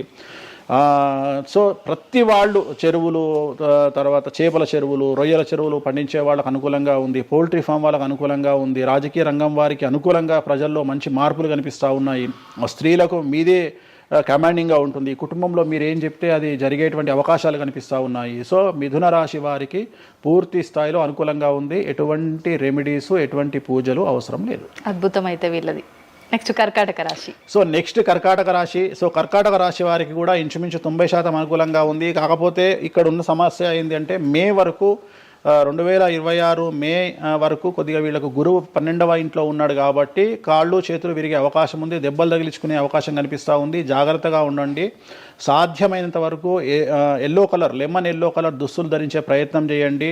చాలా అనుకూలంగా ఉండబోతా ఉంది. రాజకీయ రంగంలో ఉండే వాళ్లకు విపరీతమైనటువంటి విజయాలు సిద్ధిస్తాయి. జనాల్లో అనుకూలమైన వాతావరణం ఉంటుంది. వ్యాపారస్తులకు విశేషించి అనుకూలంగా ఉంటుంది. విద్యార్థులకు అనుకూలంగా ఉంటుంది. అలాగే రైతులకు అనుకూలంగా ఉంటుంది, కళాకారులకు క్రీడాకారులకు మరీ అనుకూలంగా ఉంటుంది. కాకపోతే ఓవరాల్గా కర్కాటక రాశి వారికి ఈ సంవత్సరం కొద్దిగా శత్రువుల యొక్క బెడద ఒక 10% కనిపిస్తూ ఉంది. కానీ శత్రువులను పట్టించుకోకండి. శని బలం వల్ల వాళ్ళు ఎంత ప్రయత్నాలు చేసినా, రాహు బలం వల్ల వాళ్ళు ఎంత ప్రయత్నాలు చేసినా మిమ్మల్ని ఎవరు ఏమీ చేయలేరు.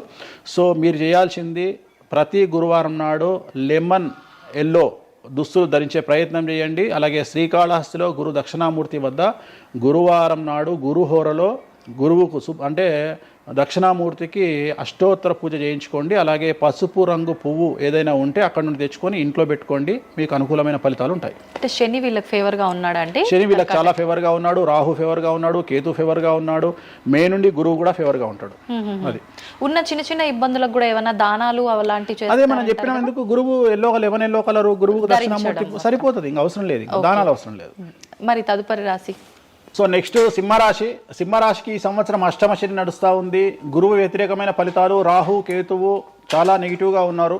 సో ఇంచుమించుగా 4 గ్రహాలు వ్యతిరేకమైన దిశలో ఉన్నాయి. అష్టమ శని అంటే తల్లికి ఆరోగ్యపరమైన ఇబ్బందులు ఉంటాయి, మానసికమైన ఇబ్బందులు ఉంటాయి, శారీరకమైనటువంటి అనారోగ్య సమస్యలు ఉంటాయి, అలాగే ఆర్థికపరమైన ఇబ్బందులు, న్యాయపరమైన చికాకులు ఉంటాయి. జాగ్రత్తగా ఉండండి. నలుపు రంగు దుస్తులకు దూరంగా ఉండండి. విద్యార్థులకు సమస్యలు, ఉద్యోగస్తులకు సమస్యలు, వ్యాపారస్తులకు సమస్యలు, ఈడీ కేసులు, పోలీస్ కేసులు, బ్యూరోక్రాట్స్కు సిబిఐ కేసులు, రైతులకు పంటల దిగుబడిలో నష్టము, కళాకారులకు క్రీడాకారులకు వాళ్ళ అవకాశాలను ఇతరులు దక్కించుకునేటువంటి అవకాశం కనిపిస్తూ ఉంది. స్త్రీలకు భార్యాభర్తల మధ్యన గొడవలు.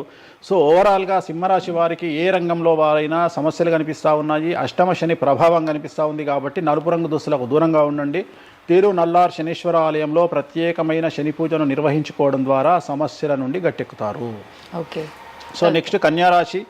ఈ సంవత్సరం కన్యారాశి వారికి ఇంచుమించు 75% అనుకూలంగా ఉండబోతా ఉంది. శని అలాగే కుజుడు, రాహువు, కేతువు, గురువు అనుకూలతల వల్ల చాలా అనుకూలంగా ఉండబోతా ఉంది. ఒకే ఒక్క సమస్య ఈ సంవత్సరం ఉండేది, భార్యాభర్తల మధ్యన ఈగోలు కానీ క్లాషెస్ కానీ వచ్చే అవకాశం ఉంది. సో కాంప్రమైజ్ అవ్వడానికి ప్రయత్నించండి. భార్య దగ్గర భర్త, భర్త దగ్గర భార్య కాంప్రమైజ్ అవ్వండి. ఈగోలకు పోవద్దు, జెలస్లకు పోవద్దు. ఆర్థికపరమైన అంశాల్లో జాగ్రత్తగా ఉండండి.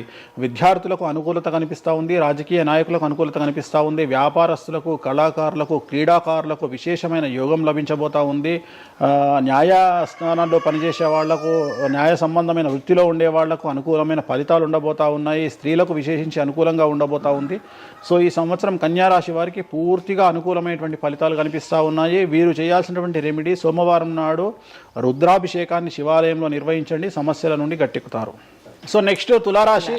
తులారాశి వారికి షష్టమ స్థానంలో శని కనిపిస్తూ ఉన్నాడు. కాకపోతే గురువు విపరీత రాజయోగాన్ని ఇవ్వబోతా ఉన్నాడు. వీళ్ళకి గురు బలము మరియు దైవ బలం అనుకూలంగా ఉండడం వల్ల మీ జీవితాన్ని కొత్తగా ప్రొజెక్ట్ చేసుకునేటువంటి అవకాశం మీకు దేవుడు కల్పిస్తూ ఉన్నాడు.